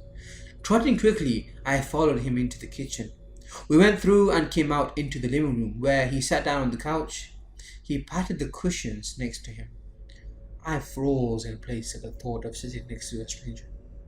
After an uncomfortable silence, I finally addressed the stranger, which I hate doing. So, will I be meeting the kids tonight? I paused because I thought I'd be meeting the kids tonight. I was an eloquent speaker. Amy wants you to interview me, he said in a voice that tried to be smooth but was just creaky. He licked his lips. I have to pee, I announced chippily. Which way? The man-child looked genuinely confused. It's a room with a toilet in it. This raised an alarm. One of the very uncomfortable things about social anxiety is knowing that there is sometimes legitimate anxiety that needs to be separated from things that my friends see to placate me. Do you know that feeling you get when you're about to encounter an ex who you've told all over, but not really? For the first time in months, knowing that he'll be showing up with another woman, combine that with looking over the edge of a 3-story roof while watching a kid faceplant on a concrete and knocking out his front teeth. That's the level of anxiety that consumes me when I can't control it. I couldn't control it in that moment. I tried to think of something to say, but just gave up and walked out of the living room. The bathroom is the sanctuary of the anxiety-stricken, so I darted my face all around the house in search of one. My eyes landed on a hallway lined with photos, so I headed in that direction with the hopes that it would lead me out of sight. I was walking through the hallway when I stopped. The photos on the wall were all of the same family. They didn't look much like the man-child at all. A couple who looked to be in their 60s was featured in every one. They were probably 20 years past childbearing age, with flecks of white in their hair. Both were thin and black, which stood in stark contrast to the round-faced, pale man-child in the living room. 3 children appeared in various photos with them, all of whom were in their late teens. I thought about the living room. There were no toys. Chloe is 5. I looked to the blank white fridge. There were no drawings stuck to its surface. Even is 2. There was no baby gate at the staircase. You are perfect. And that's when my anxiety went into overdrive. I would have had to go past the living room to exit through the front door, so instead I turned and trotted down the hall. I thought that I heard man-child stand up, but I wasn't interested in sticking around long enough to find out how much of it was my own imagination. I emerged into a small room with tall vases on the floor that's kid-friendly and realized I was at the end of the house. There was no back door. I tried to open the window, but it was locked. I fumbled with the hitch. I couldn't use my fingers with the mittens binding them, and was unable to open it. My panicked mind told me I don't have time to take off the mittens, while I definitely heard a man-child walking through the house, and I finally grasped the hitch, and it slowly spun around until the window was unlocked, and I pushed and pushed and pushed until it finally opened in a whoosh of cold air. I climbed into the frosty night, but my Converse caught something on the way out. I don't know if it was the sill or if it was a hand. I tumbled on the ground, lay still for half a second, and scrambled to my feet. This was the backyard. I was still far away from my car. Shiz. I ran around the side of the house, trying to stay quiet. Instead, I knocked over a trash barrel. A cat screamed, "Damn it!" As I moved forward, the crawl began to emerge in the distance and I started running towards it. That was a mistake. Man, was that ground icy. Who knew that a tailbone could hurt so much when it hit the floor? I got up and walked briskly, my feet sliding every which way along the frozen concrete as I approached my car. My hands were rattling from cold, nerves, and pain. I tried to get my key through the lock, but it wouldn't go in. Tears streaming. I pinched the tip, aimed it at the keyhole, and forced it. Goddamn value edition crawler with no remote controls. I opened the door, threw myself in, started the car, and peeled away without waiting for the engine to warm up. 3 blocks away, I was about ready to give myself permission to cry. The sensation of wrongness hit me then, but it took a second to understand why my spatial orientation was off. There wasn't supposed to be a head in the back seat, reflecting from the rear view mirror. I screamed and turned the car toward a tree. The crash wasn't bad, but the airbags deployed. Given the speed I'd been going, it didn't hurt any worse than my tin wall did. I pushed open the car, dropped to the ground, and threw up. Once my gut was clear, I sprinted into the woods and hid in the shadow. After 5 minutes had passed, I was about ready to admit that I'd imagined the head in the mirror. I stood up and took 1 step forward when the rear driver's side door opened. A shadow stepped out, slammed the door behind it, and walked away down the road. 2 hours passed before the fear of hypothermia finally coaxed me from my hiding spot. I had left my parka in the house. I never told the police about the man in my car. Who would have believed me? Facing the inevitable skepticism was more than I could bear. I said that a cat had run in front of me and that I'd steered toward the tree in an attempt to avoid it. My anxiety had forced me to plan 10 contingency stories for the police if they asked too many of the wrong questions. In the end, though, they simply decided that my car was safe to drive, flipped their notebook into a pocket, and left. I drove straight to my dorm room and stayed there until classes resumed on Monday. I peed in a Gatorade bottle because I was afraid to open the door. My borderline anorexia stormed past its threshold and I actually felt better skipping meals for 3 days. I told myself that it was better to keep secrets, that no one would believe me, that even if someone did, it wouldn't do any good, so there was no risk worth seeming crazier than I already was. It helped me to sleep at night for 13 days. At the end of October, a woman named Catherine Ann Olsen tried to meet Amy from Craigslist for a babysitting gig. Amy wasn't real, but Michael John Anderson was. He murdered Catherine when she arrived. He'd been planning it for some time. Michael will spend the rest of his life in jail, God willing. It's impossible to forgive myself for keeping my story a secret. The knowledge that I was so close to dying and saving someone else in doing so has set fire to every nerve in my body. I had to drop out of school. I was never able to drop back in. The night has shattered my life. Paranoia, fear, and guilt are as omnipresent as sound and light. In a way, I'll spend the rest of my life in jail too. I ordered my wife off of Craigslist. I ordered my wife a week ago from an engineering student named Jack. He'd posted an ad on Craigslist offering some exquisitive services and delivered her ready to use in a large cardboard box. Just a week later, she was everything I could have wished for. A sleek black chassis housed what must have been a flipload of processing power, liquid cooling, and a power supply that could electrocute an elephant. Her front contained a mechanical keyboard with red switches and a built-in high-resolution monitor. On top of being able to run the latest games on Ultra in 120 FPS, she also housed the latest advancements in artificial intelligence. I was surprised to pick her up for just 500 grand, but Jack needed the tuition money. Take good care of her. She's my masterpiece, he'd said. The lights flickered in my house when I plugged her in.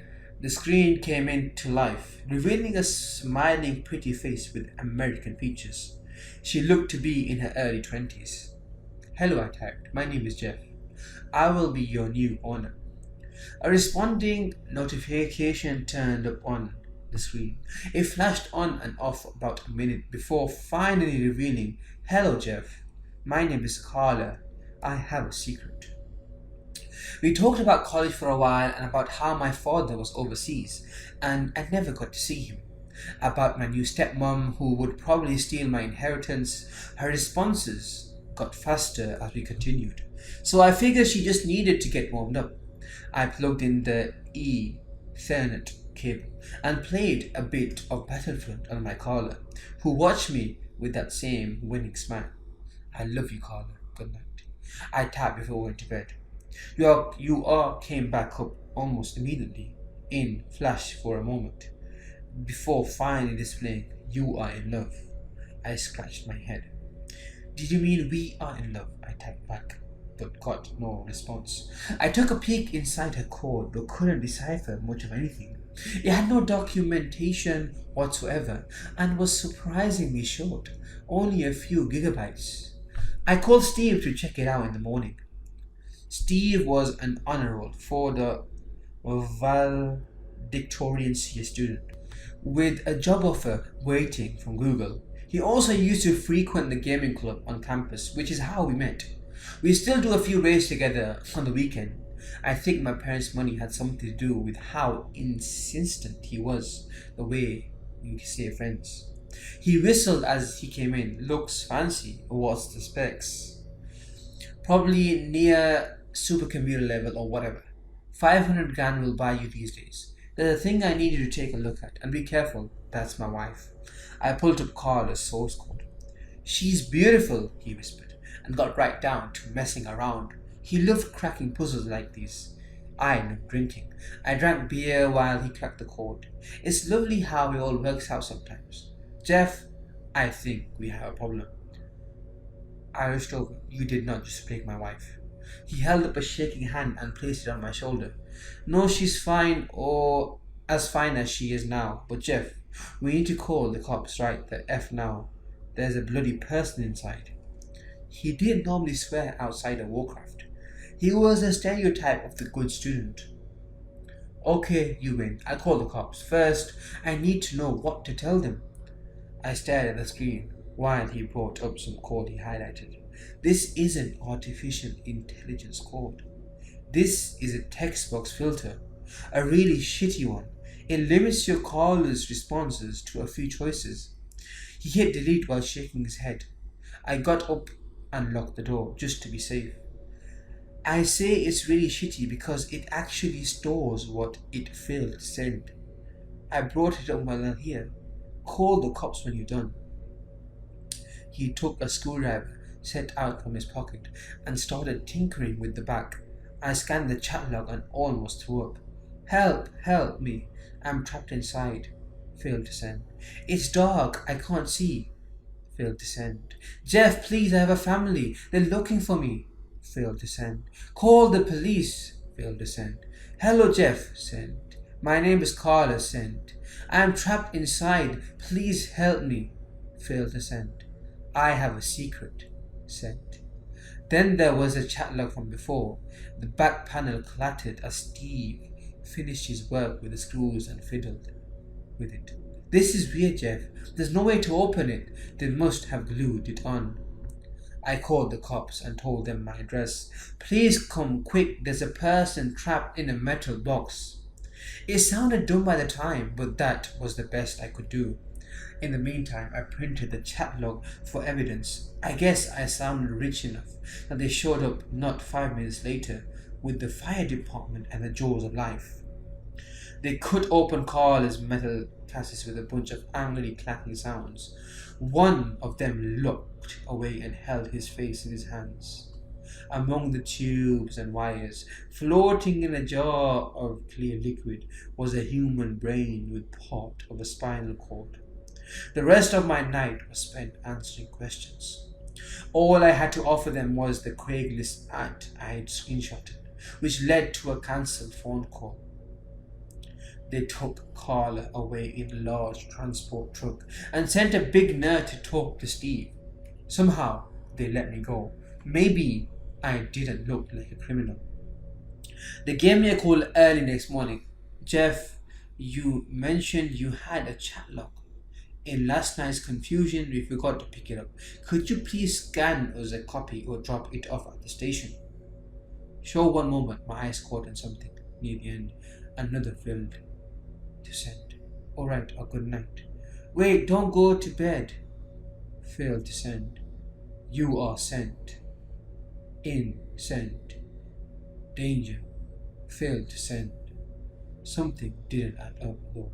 Why would a murderer who could make was basically a biotechnological miracle bloody F up the chat log sensor? Keeping the evidence there would only serve to incriminate him later. It was then that I realized why Carla had an Ethernet port. Airbnb. When it seems too good to be true, it is. The Airbnb was pristine. It was calm, quiet, and perfect. It was cliché in the sense that no picture could ever do it justice. Lee and I pulled up to the Airbnb and were greeted by our hosts, a smart-looking, intelligent woman of the world named Andrea, and a well-dressed, charming man named Robert. The couple were probably mid-60s. Their combined languages listed on their page was over 10, and they had visited 80 countries in their time together. Even if the Airbnb hadn't looked like the quintessential getaway, Lee and I would have chosen to stay here just because of our hosts. They were kind, well-mannered and knowledgeable. Andrea was impressed by Lee's writing skills and my fiber crafting. We shared a short dinner after our long drive with our hosts. Just a quick getting to know you meal they had prepared ahead of time. Well, we'll let you get unpacked and settled, Andrea said, after she had showed us our space. We had the entire lower half of the house to ourselves, and it was as spotless and calming as the outside was. We can't access this area from the staircase, just as you can't access our area. We made sure it was as private as could be. We thanked Andrea for her hospitality, bid them both good night, and turned in. We had a full weekend ahead of us. There was a writers' convention we came down here for, and an entire festival dedicated to knitting, crocheting, and the like, on top of general tourist things. Lee and I had never been to Tennessee before. Well, I hadn't. She had, but didn't remember it, so it doesn't count. The Airbnb lacked a TV and cell service. We knew this ahead of time and had chosen the Airbnb partially because of that. What better way to disconnect from the world, get some writing done and private time together than in a house with no cell service? Our first night went smoothly.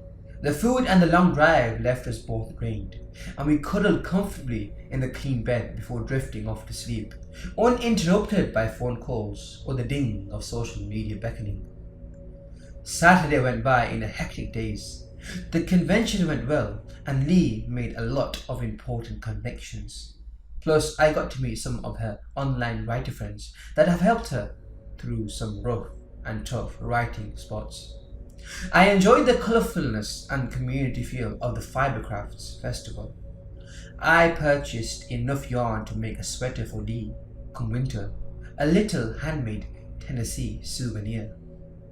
When we reached to the Airbnb, Andrea greeted us again and asked us how our day went. We shared with her our altogether pleasant Tennessee experience so far, and she was pleased we had enjoyed ourselves. She offered to bring us out some lemonade while we soaked our feet in the river in front of her home. We accepted graciously and giggled like schoolgirls over how amazing a host Andrea was. The river was well taken care of and clean. Andrea and Robert owned a private mile of the river, and she told us how they painstakingly looked after it every weekend. We could tell how immensely proud Andrea was of her home, and we told her so. She smiled at us and told us they had lived there for 20 years. It is the safest, most beautiful place I've ever lived, she told us. Robert came home and Andrea left to have dinner with her husband. Lee and I kept our feet in the river, sipping on the delicious lemonade Andrea had made and discussing plans for the rest of the trip. The river water was cool on our hot skin, the stones smooth and slippery from that thin slime water buildup. I called it river snot. Lee had the actual term for it, but I forgot what it was as soon as she said it. We returned Andrea's glasses and lemonade pitcher and returned to the privacy of our half of the house. We played a quick game of Scrabble before Lee pulled out her laptop and started working on her most recent novel. The writers' convention had given her quite a few ideas, and she didn't want to lose them. Lee lightly complained how, without Wi-Fi, she had to make notes in the notepad part of her laptop, instead of in her Google Docs with the rest of her research on the novel. That's what we wanted, I teased her. I kissed her on the head and decided on a bubble bath while she worked. Why not continue to relax? We only had half a day left on the vacation, and then we would have to start the long drive home. The Airbnb had a huge clawfoot tub in the spotless bathroom, and I took full advantage of it, sinking down to my ears in bubbles and steaming water. I stayed in my watery hideaway, daydreaming a little until the water started to get cold. Lee called out to me just as I was planning on getting out of the tub. She was ready for bed. We crawled into bed that had been freshly made for us while we were gone. Something that would have bothered me in any other circumstance because of our privacy. But I wasn't too bothered by it this time. Just Andrea being an extraordinary host again. No big deal. Lee and I drifted asleep almost immediately to the sound of crickets, frogs, and our own breathing. We were drenched from sleep when a blood-chilling scream came from upstairs. Lee jolted awake beside me, jerking upright. She was always easier to startle than I was. I lay perfectly still, holding her hand in the dark, waiting for any other sounds. We were both positive we heard a scream, and we were both fairly sure it had been Andrea. Without any other sounds for context, we weren't sure if she had stubbed her toe, had a nightmare, or if her and Robert were giving it a go.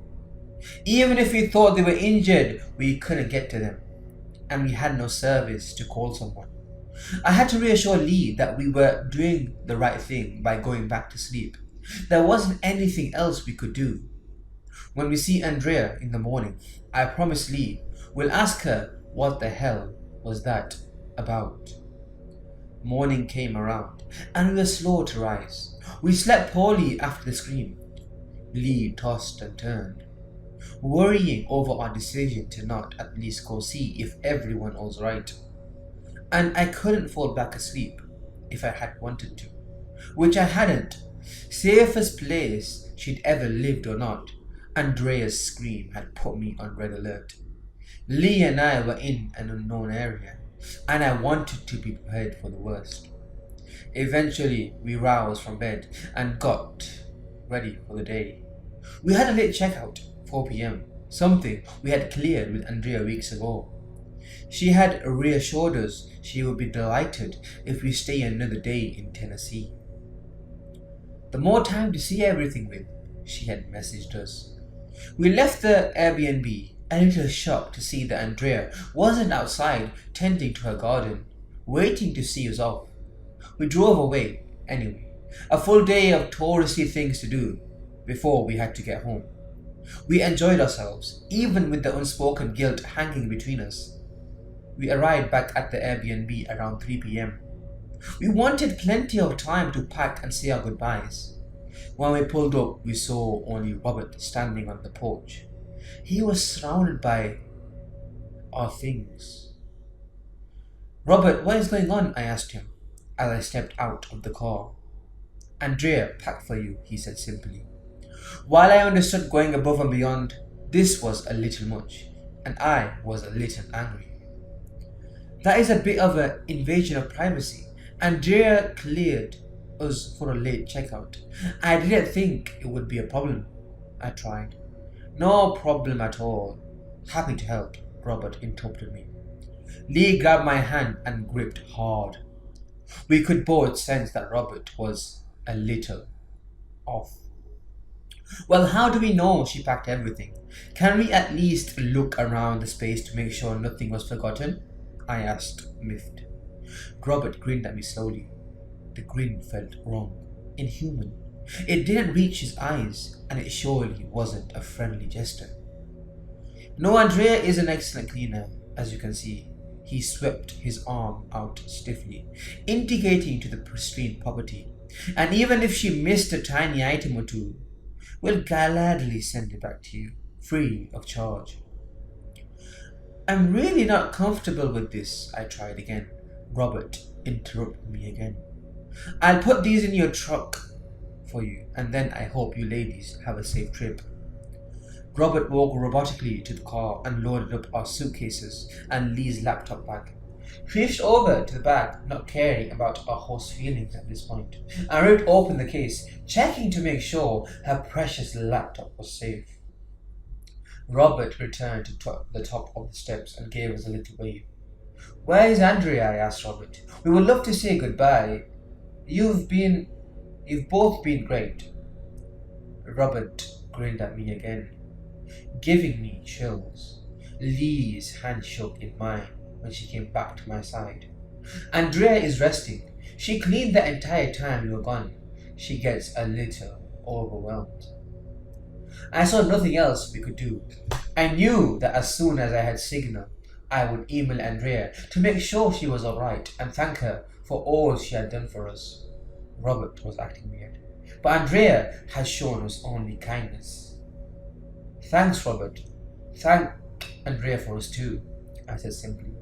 I walked Lee to her side of the car and opened her door for her. When she was safely in, I walked to the driver's side. Robert never stopped grinning at me. As I did, he kept grinning and waving, standing stiff as a board. We drove away and didn't look back. Lee and I both released our breath in huge gusts when we were a safe distance away. "That was absolutely bonkers," Lee bursted out. I had to agree with her. That was incredibly strange indeed. We didn't talk about it for the rest of the drive. When we got home and had signal, I emailed Andrea as I promised myself I would. It bounced back to me with an error, stating the email no longer existed. I looked for the Airbnb so I could contact Andrea that way. The Airbnb was gone. "Lee," I asked her. She was poring through her laptop, making sure nothing was broken or missing. "Lee, the Airbnb is just gone. And any mention of their home in my notes is gone," she told me. She spun the laptop around and just pointed at the screen. I couldn't know what she wrote, of course, but I believed her when she said bits were missing. "What the hell happened down there?" Lee asked me, her voice shaking. I have no idea. I wish I had answers to soothe myself. I wish I knew what steps to take next. Did we call the police? Tell them that an old guy packed our bags and removed his home from Airbnb? Tell them we didn't see the usually chipper Andrea on our last day. Maybe they should check on her? Lee and I discussed it. We didn't live in the area. We didn't know how the police would react, or if they would even help. Perhaps Robert was just done with our Airbnb. Perhaps Andrea really was just overwhelmed cleaning up that big of a property. We will let it go for now. I checked the local news for that area daily. I figured if anything did happen that was malicious or strange, it would be a while before we heard about it. Robert and Andrea's property was 2 or 3 miles down a gravel road, completely isolated from the other houses in the area. I didn't know if they had friends or living family that visited often. I didn't know anything about them other than what they posted on their Airbnb page, really, and that no longer existed. 4 months after our trip to Tennessee, Lee started planning another vacation. She wanted to use the Airbnb services again, but this time maybe we'd travel west and stay a little longer. She was excited, having forgotten about the weird end to our last Airbnb visit. I tried to share her excitement, but I checked the Tennessee local news again before I agreed to anything definitive.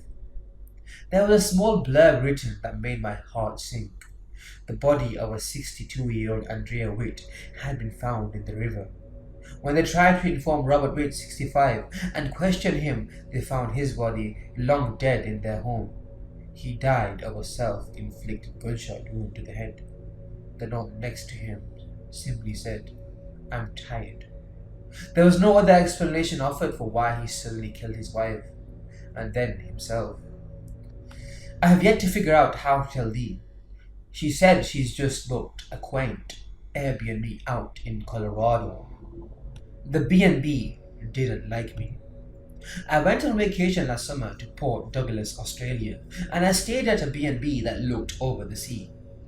The closet contained a tattered guest book. Inside were mostly normal entries, but I found this. June 18, 2018, to whoever it may concern. My name is Daniel, and I came here to get away from work, and now wish I never left home. My dead and boring office job is a paradise compared to this facade of one. I'm here with my longtime girlfriend, Flora. Both of us found ourselves exhausted from work and drained mentally, and we decided we needed a break. Both of us wanted to go somewhere warm, where we could find our sense of adventure, so Port Douglas seemed to fit us perfectly. We found this beautiful B&B on the seaside that was incredibly inexpensive for the location.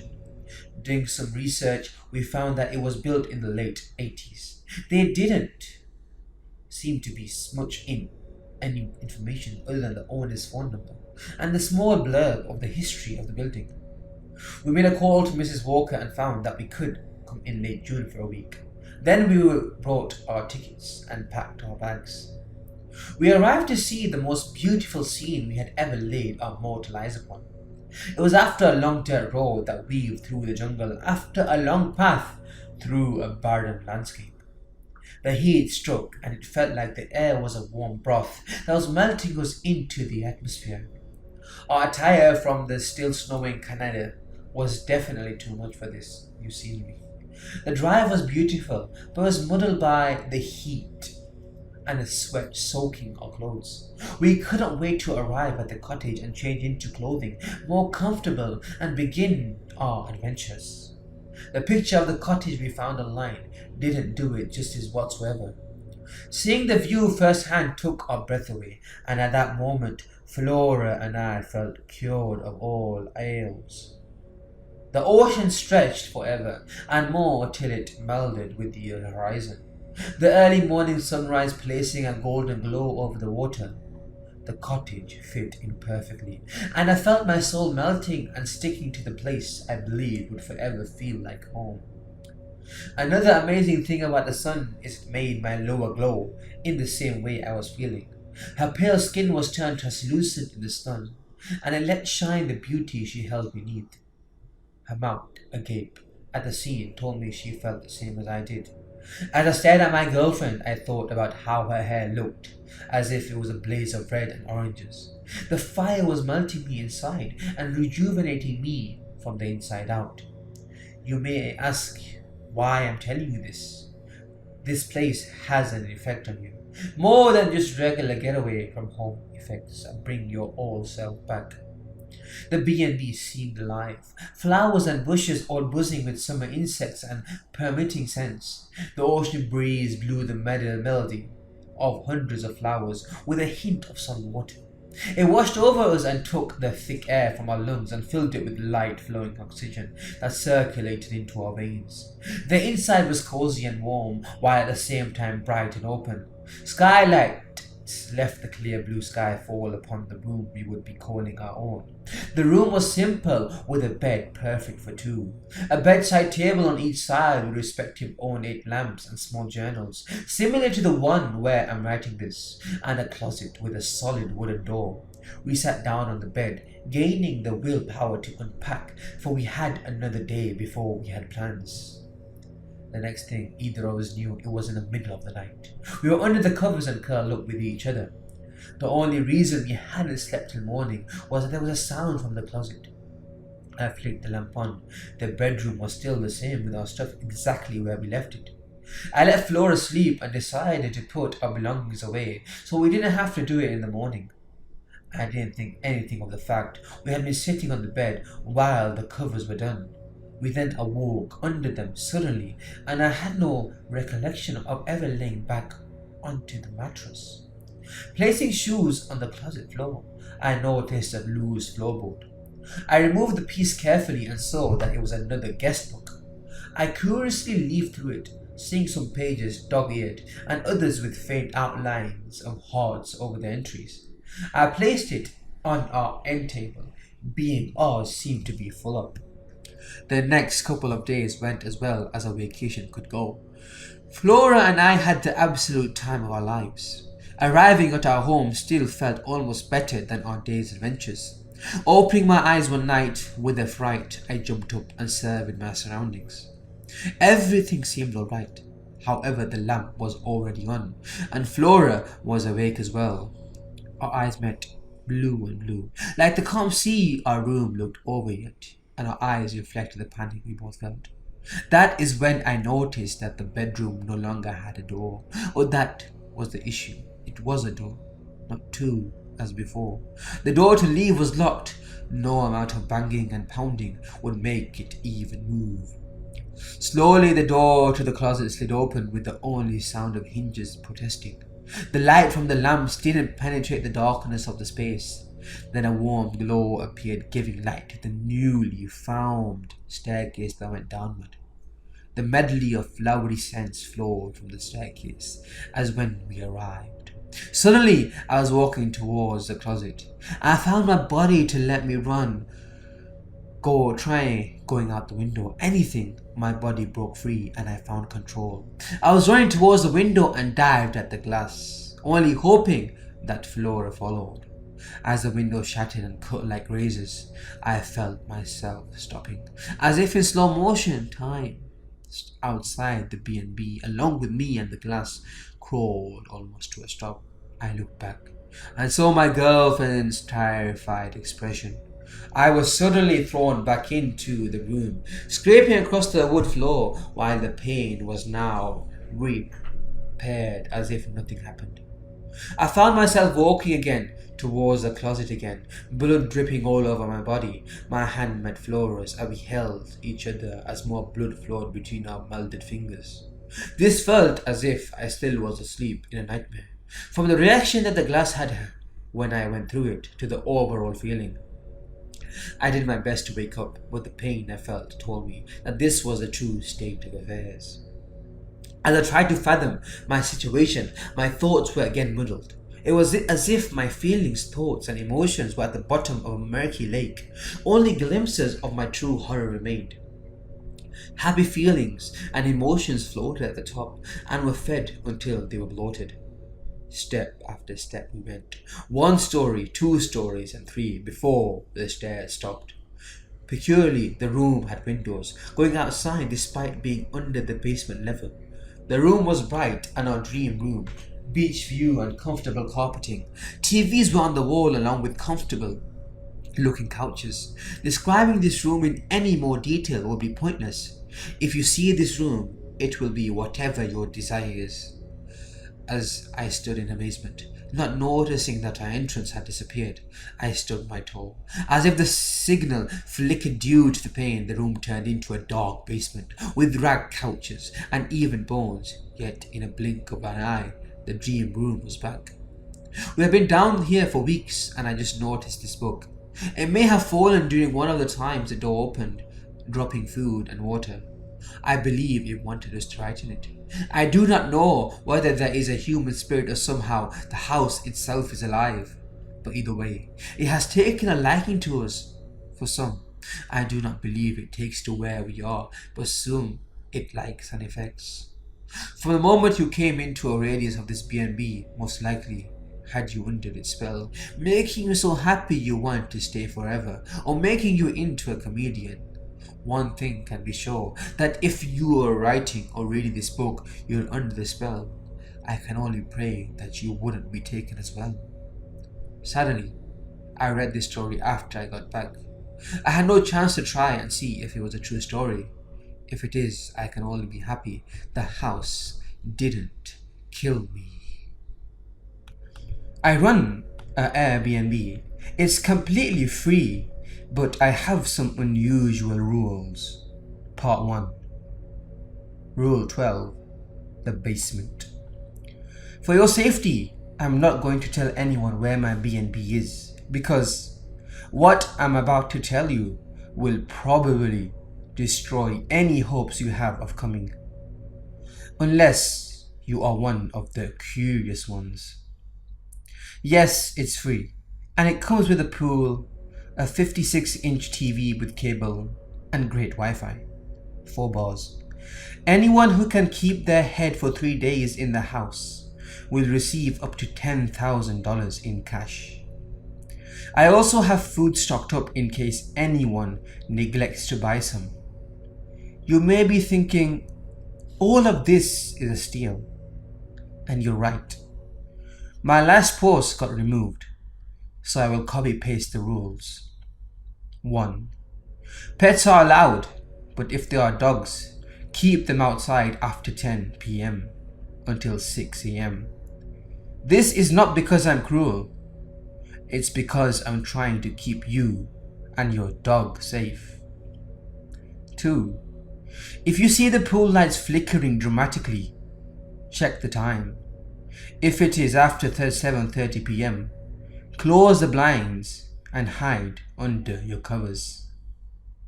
3. On rare occasions, you may find that when you turn on the TV, there will be an advertisement regarding a knife set. As quickly as you can, pick up the nearest object and smash the TV until it goes dark. I will cover the cost of the TV. 4. Do not by any means eat anything I didn't put in the refrigerator. I will leave a list of things I put in there by the time you get to the B&B. 5. If a pair boy knocks on the door offering a magazine, look at his outfit. If he's wearing a hood of any kind, slam the door, lock it, and close any open blinds. 6. If you get a call from a number ending in 8646, do not answer it. Do not block it. Let it ring for as long as it does. After it ends, immediately wash your hands. 7. I can't believe I have to say this. Do not read the unmarked envelope. If you do, pray that your death is swift. 8. If a man with no eyes asks you for a favor, comply no matter what it is. Only refuse if he asks for food or water. He doesn't need it. 9. If you think your reflection looks a bit off, take the ruler I left out in the bathroom cabinet and measure a lock of hair. Look at yours and look at your reflections. If they don't match, smash the mirror into as many pieces as you can. You don't want to know what happens if you don't. 10. Regarding rule number 1, if you are woken up and you feel your dog on your bed, do not move a muscle. It is not your dog, and it will leave eventually. 11. If you wake up and it is snowing outside and eerily cold inside, look and see if your breath can be seen. If you can see it, run outside, and find the nearest house elsewhere. Knock furiously until someone opens the door. If the person opening the door is in any summer clothes whatsoever, pray they are merciful. 12. My Airbnb doesn't have a basement. If you find one, go outside and call me. I'll give you my number when you book in. I will take care of the situation. 13. If you wake up to TV static, do not look at the TV. Go under the covers and try to go to sleep. I learned about the basement from one curious client who met an early demise. It was late in the evening and the sky was glowing with an orange-pink hue. It was peaceful, as my average day gets, and my client had just arrived yesterday. He was a tall man, about 6 foot 5 inches, looking for a place to crash. I mentioned my B&B, and he immediately agreed to set up camp. I handed him the rules and told him the usual, stay safe speech. Like most, he shrugged it off. I never mentioned this, but I have hidden cameras stashed around the house to keep an eye on my clients and make sure they stay safe. It has come in handy many times. This time though, I couldn't do anything to stop what happened. My client, let's call him Jay, was laying in bed around 8 p.m. watching some curious movies when he went to get something from the freezer. I switched the kitchen camera and see Jay stop and look to his right. I follow his gaze and see an unfamiliar door that looks like an entrance to a cellar. A decrepit looking door that stood out among the pristine marble floor. Now, I have covered this house top to bottom and had never seen this door, and I knew it was too late as soon as he took a step towards the door and turned the handle. The cellar door burst open as soon as he touched the handle, throwing him against the wall with a smack. I heard a devastating snap as Jay's spine shattered into pieces and a giant bony arm jerked out from the cellar and grabbed him by the face. It held it for a second, as if trying to put on a show. My heart was pounding as it happened, and it closed it into a fist, crushing his skull and ending his torture. I almost puked at the sight of his brain dirtying the walls of the house, and the hand dragging the remains down into the cellar. Before the feet cut off, I saw, in the darkness of the basement, one single yellow eye looking straight at the camera. Now you know why I added the rule. Part 2. I have received many questions regarding things that I failed to explain earlier, so I will answer them in this post in as much detail as I can. Many of you have wondered why I would keep CCTV cameras around the house, being an invasion of privacy. I'll always tell my clients beforehand I have the cameras around the house for safety, and most agree that it is a plausible reason. I turn them off. Most. For those who don't want them, luckily, most of the braver ones know what they are doing. The only reason I haven't closed down the Airbnb is because I can't. And I mean, I physically can't. The one time I've tried, well, if anyone remembers Sandy Hook, I fell into a state of depression afterwards, and I tried drowning a bottle of Xanax. I almost threw up my guts, literally. I can't run because I couldn't live with the knowledge that one unsuspecting soul would buy the place and what would happen if they did. One Redditor asked me why I made it a B&B. Stupidly forgot to mention I reward cash prizes to whoever can stay 3 nights in. I have added it to the original post. Feel free to berate me in the comments. The police don't get involved because the first and only time they searched it, 2 of their best men went missing. I was removed as a suspect because I was being monitored at the police station. Weirdly enough, when I asked a few weeks later why they hadn't sent in more men, they looked at me like I was talking crazy. They didn't seem to remember anything. They don't even recognize my address. It's like it didn't even exist. I don't clean up the messes. The house does it for me. At least that's my theory. I always come back to find everything replaced after the client leaves or dies. Even the TV. I always check the fridge to make sure no unwanted items are in there. Like I said before, it's like the house doesn't even exist. So water and electricity bills aren't a problem. The people in summer clothes aren't the problem. It's the house that you should worry about. Yes, I actually live in the house myself. That's how I learned about rules 2, 4, 7 and 9 until 11. I'll make different posts about those experiences.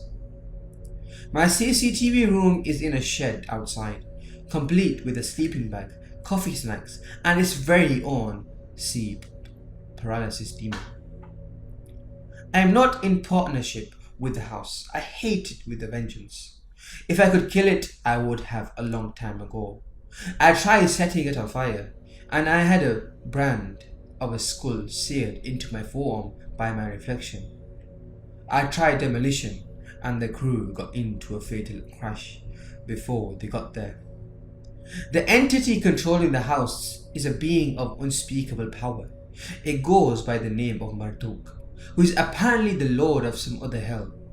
I tried to speak with him, and he used me as a doll to torture for what seemed like eternity. My sanity was barely intact by that time because of what had been done to me and what he showed me. Just thinking about it makes me want to tear out my intestines and hang myself with them. Since people have been asking why I don't tell anyone where my place is, I will humor you. It's in Tennessee. Just to be clear, I withheld that because I didn't want anyone to come here in the first place. But the house has its own set of rules for me. I hope that answered any questions you had for me. If not, just yell out in the comments. Stay safe. The Airbnb.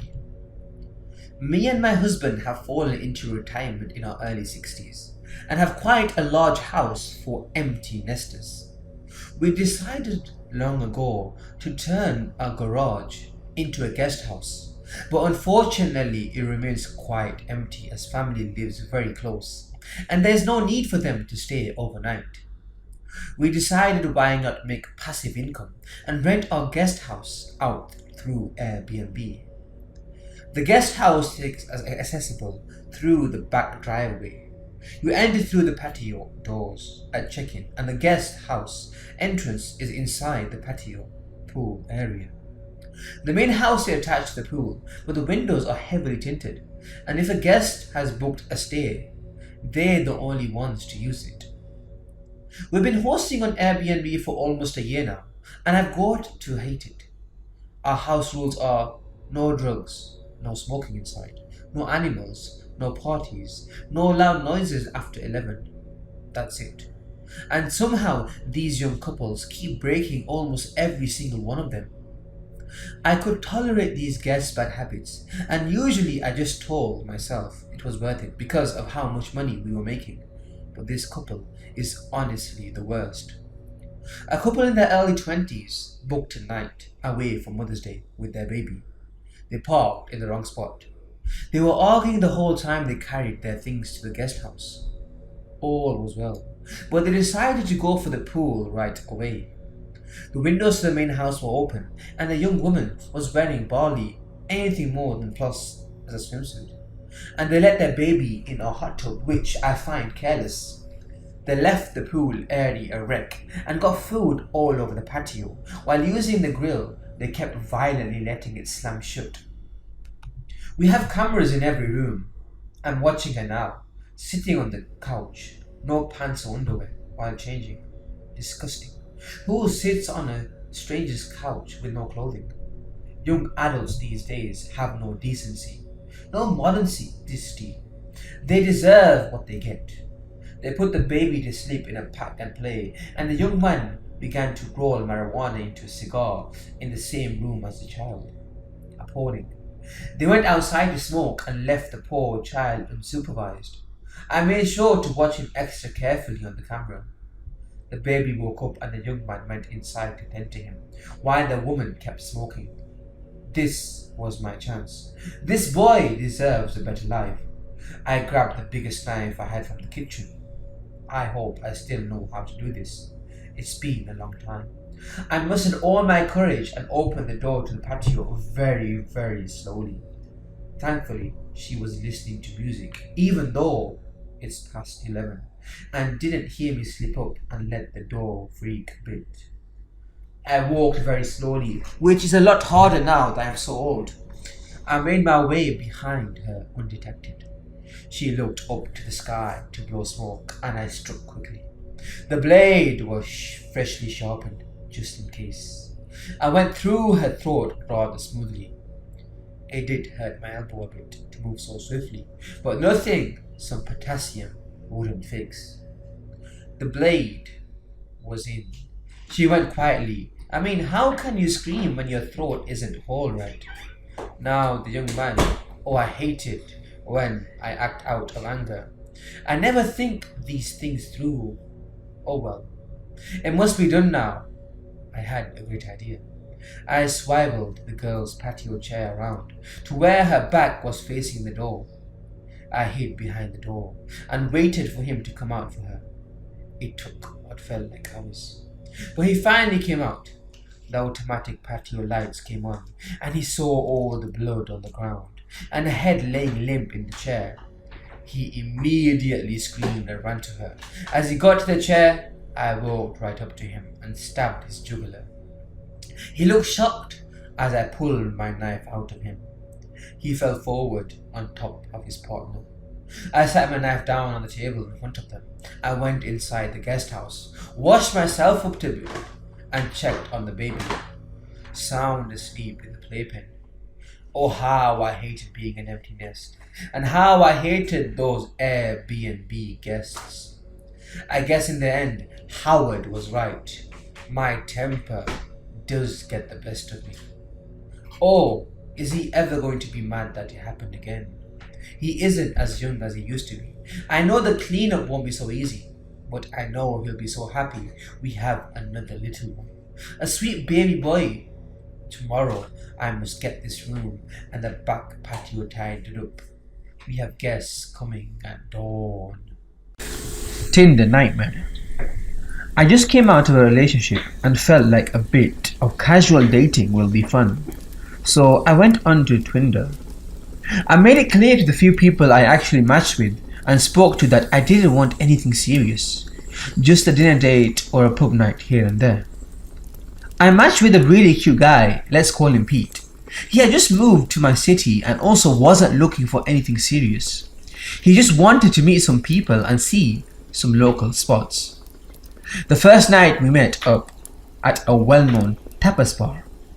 I chose this place because I had a few friends that were waitresses and bar staff there, so I felt safe meeting a stranger here. He was on time. We had nice chats. Really cool guy on first impression. We spoke about work, to which he responded that he's a software developer, but he's just started his freelancing career. We spoke about where he stays now that he's moving up here, and he said that he's sharing a place with some friends. Rent is quite pricey in this city, so it made sense to me. He asked where I live, and I told him that I'm lucky to have my own one-bedroom apartment in quite a nice and popular part of town. Mostly thanks to my parents that helped me save and gave me a portion of the deposit money for my 21st birthday, which I invested and grew until I had enough to put down a decent deposit. He then offered to drop me off at home, but I said no. I'd prefer to Uber home by myself. He asked if this was because I'm gonna go meet someone else after him, and I laughed because I genuinely thought this was a joke. The next time I saw Pete was about 3 days later. He said he knew it was fast, but he actually couldn't stop thinking about me and he wanted to see me again. This time we met at a different restaurant, also one I chose because I went to school with the owner and knew all the staff pretty well. The place is a little bit more pricey, and he got super annoyed with me for ordering as much as I did. I couldn't understand why, since I insisted on paying for my own stuff both times we met. That night, same story. "Let me drop you off at home, please." Again, I said no. While we're in the middle of this conversation, he gets a call. He stepped away, but I could still hear a fair amount. "No, I think I'm gonna stay with you again." "Yeah, I'm with her. Don't worry about it, okay? I'll be home soon." So now I think he's chatting to his roommate or maybe his mum, but I don't ask. He comes back to our table. "Please," I insist. "Bad things happen to women that Uber home this late by themselves. I'd feel better if I dropped you off." Not having the energy to argue, I tell him fine, and I put my address into his GPS. As soon as he got home, he messages me and tells me he'll be picking me up in the morning to go for a picnic. I replied that I actually have cleaning to do, but again, he insists that he'll see me at 10. Come 10 a.m. the next morning, best believe he's right outside of my apartment. I get into his car, and as he leans over to kiss my cheek, I notice that his breath stinks. Obviously, I'm a little grossed out. We have our picnic and it's quite nice. He tried to kiss me a few times, but I avoided it with everything in me. By about 4 p.m, I tell him that I really want to go home, and the park we went to is about an hour and a half drive from my apartment, so I couldn't really Uber back home because it would cost a fortune. He agrees it's time to go, so we get in his car and we're off. I fell asleep in the car on the drive back, and when I woke up, he asked if we should finish the rest of the bubbly we got for maleness up at my apartment. I said to him I don't want to, and he just snaps. He raised his voice and says something along the lines, "What are you hiding from me? Just be honest. Why are you so desperate to keep me out of your apartment?" I was so confused. I actually just kept quiet. He dropped me off, but I could see his car across from my apartment for about half an hour before he actually left. About 5 minutes after he left, he let me know that he's home safe and he thinks he's starting to fall for me. So naturally, I'm freaked out, because I made it clear that I didn't want anything serious, and he said he felt the same. I said to him, if that's the case, I think we should take a break from hanging out with each other. About 5 days later, he messages and asks if we can go for dinner again. He found an Indian cuisine place he knows I love. I tell him it's cool, he should just send me the address. He tells me that he'll pick me up, so 7 p.m. comes. He tells me he's downstairs, and as I go down to meet him, I see he's standing at my gate. I press the remote control to open the gate, and he walked inside to meet me. "Show me which one is yours. I'd love to see how you live." Not hi, not how are you. That's his opening line. So now I'm naturally unsettled. I say to him that I'm starving. Could we go for dinner? And I'll show him my place at a later stage. At dinner he gets a call again. This time he didn't step away. "Pete, yeah, I don't know, I can let you know by about 10. He then turns to me. "Am I sleeping by you tonight?" Me. No, I don't know, I have work tomorrow." Pete to me. "Yes, me too." Then back to the caller. "I'll let you know, okay?" Caller. "No, you're not. Can you just get your things, please?" Pete. "And do what with them?" Caller. "Take them to that girl you're seeing. I'm done asking you." Now I'm sitting here in absolute shock and terror. What in the bloody heck is going on here? Our food arrives and we barely speak. I say to him, "Why did you ask me if you can sleep over by me? We're not spending time together like that, you know this." He then spins this story about how he just wants to hang out again, see how I live. I then say to him very frankly that I don't like having strangers in my apartment. He gets very touched and the bill arrives.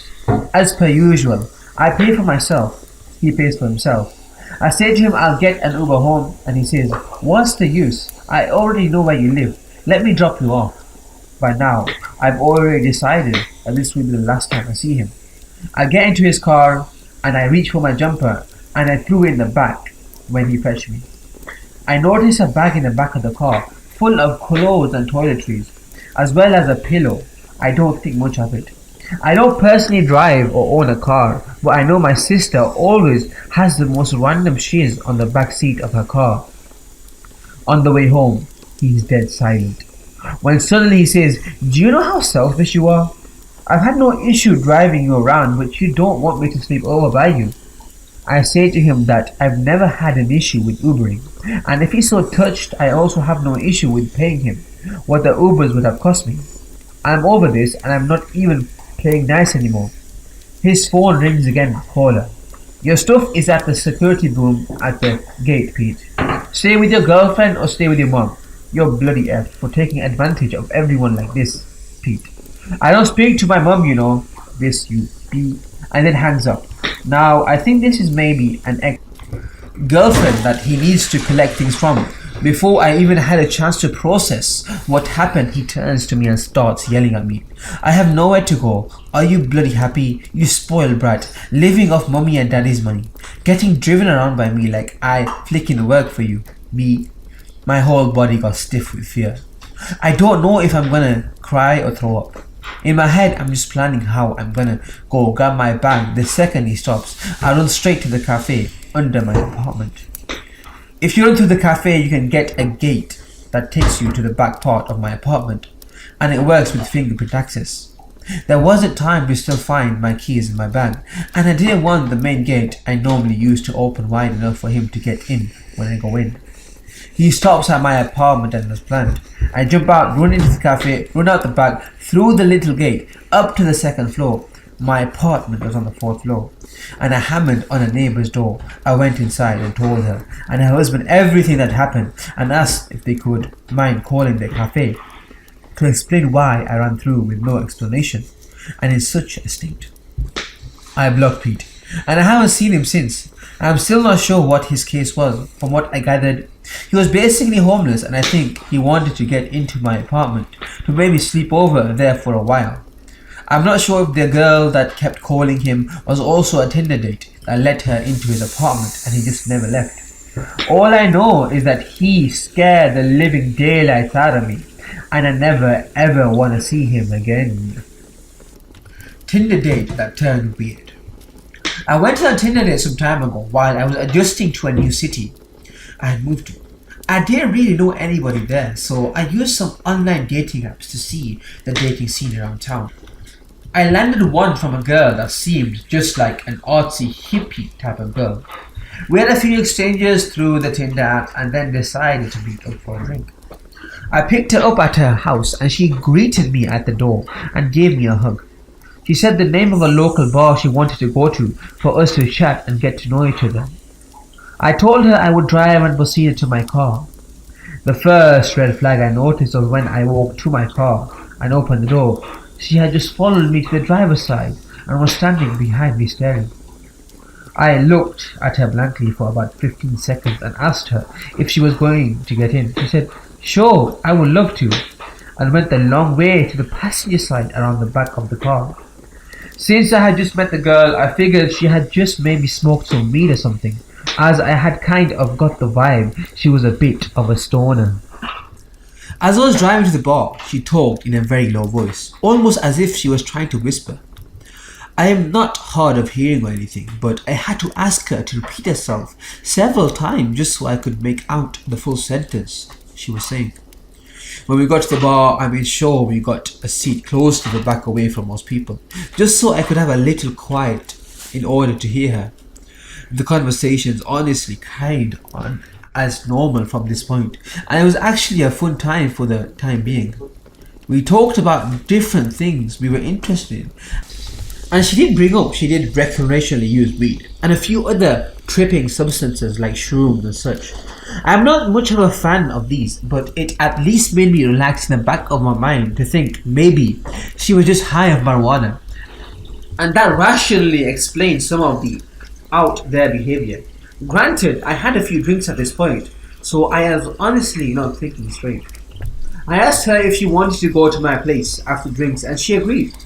We got to my place and we had a few more drinks. Then she started talking about her jewellery, and this is where it gets weird. She told me her jewelry was a big secret and it defined her. When I asked her why it was so important, she said, I'm actually Anastasia, and I was never killed in Russia. My jewelry is my link to my past. It was hard for me to take this serious at this point with how much I drank, so I kinda of challenging that statement, using the little bit I knew about history. At this point, she freaked out and started yelling at the top of her lungs about how I don't respect ancestors and history. Then she got quiet and tiptoed right up to me and grabbed me by the neck. She then brought my face eye to eye with hers, while she still was holding my neck. She says, at this point, I am a shaman and I will curse you. My ancestors have destroyed many people and you do not respect that. You are from oppressive ancestors and they will be punished. Then she put her hand in a whiskey glass and made a cross on my face and kissed my forehead. At this point, I started to sober up a little. I talked her into calming down, telling her I was only joking. Then she slowly started getting back to normal. Then she started talking about her cat fetish. She tells me she has a list of people who she tames to act as cats. I am not about judging people on their fetishes, so I listen in. She then tells me all the things she does to them and starts acting like a cat in my living room. If she had not yelled at me early on, I might have almost been turned on by it. My red flags in my head were tingling like crazy at this point, so I just listened and tried not to set her off. She noticed sage on my kitchen counter and asked me to let her light it and bless this house. Side note, I use sage to make my house smell better occasionally. It's kind of a ritual I like to do, but it's mine and mine own. Something I take very personally and like to do myself. I tell her no, she can't light it, and that it's my thing to do on my own. Then she freaks out, telling me I am a horrible human being and screaming all over the place. I tell her I can take her home now, and she runs to the door and goes outside. As I get outside, she is screaming at the top of her lungs that I am a horrible person and I should go die. I tell her she can walk herself home then, and I go back to my place and lock the door. She then starts banging on the door hard in about 10 minutes, saying she left her phone in there. I grab her phone off the kitchen counter and open the door to hand it to her. She tries to barge inside and I block her with my forearm. She then acts like she is about to punch me. I just hold my ground and tell her she is not coming in. She screams she wanted the whiskey bottle we were drinking from. I told her hell no, because I paid for the damn thing. I slam the door at this point and lock it. I hear her bang on the door for a minute. I then hear her footsteps going down the stairs. I waited about an hour and then went walking outside to see if she was still hanging around. I didn't see her, nor did I ever see her again after that. I know this is probably not the scariest encounter ever, but for the next few nights I was creeped out, always walking around the area I live to make sure she wasn't hanging around. I honestly hope she is okay, wherever she is, but I hope to never see her again.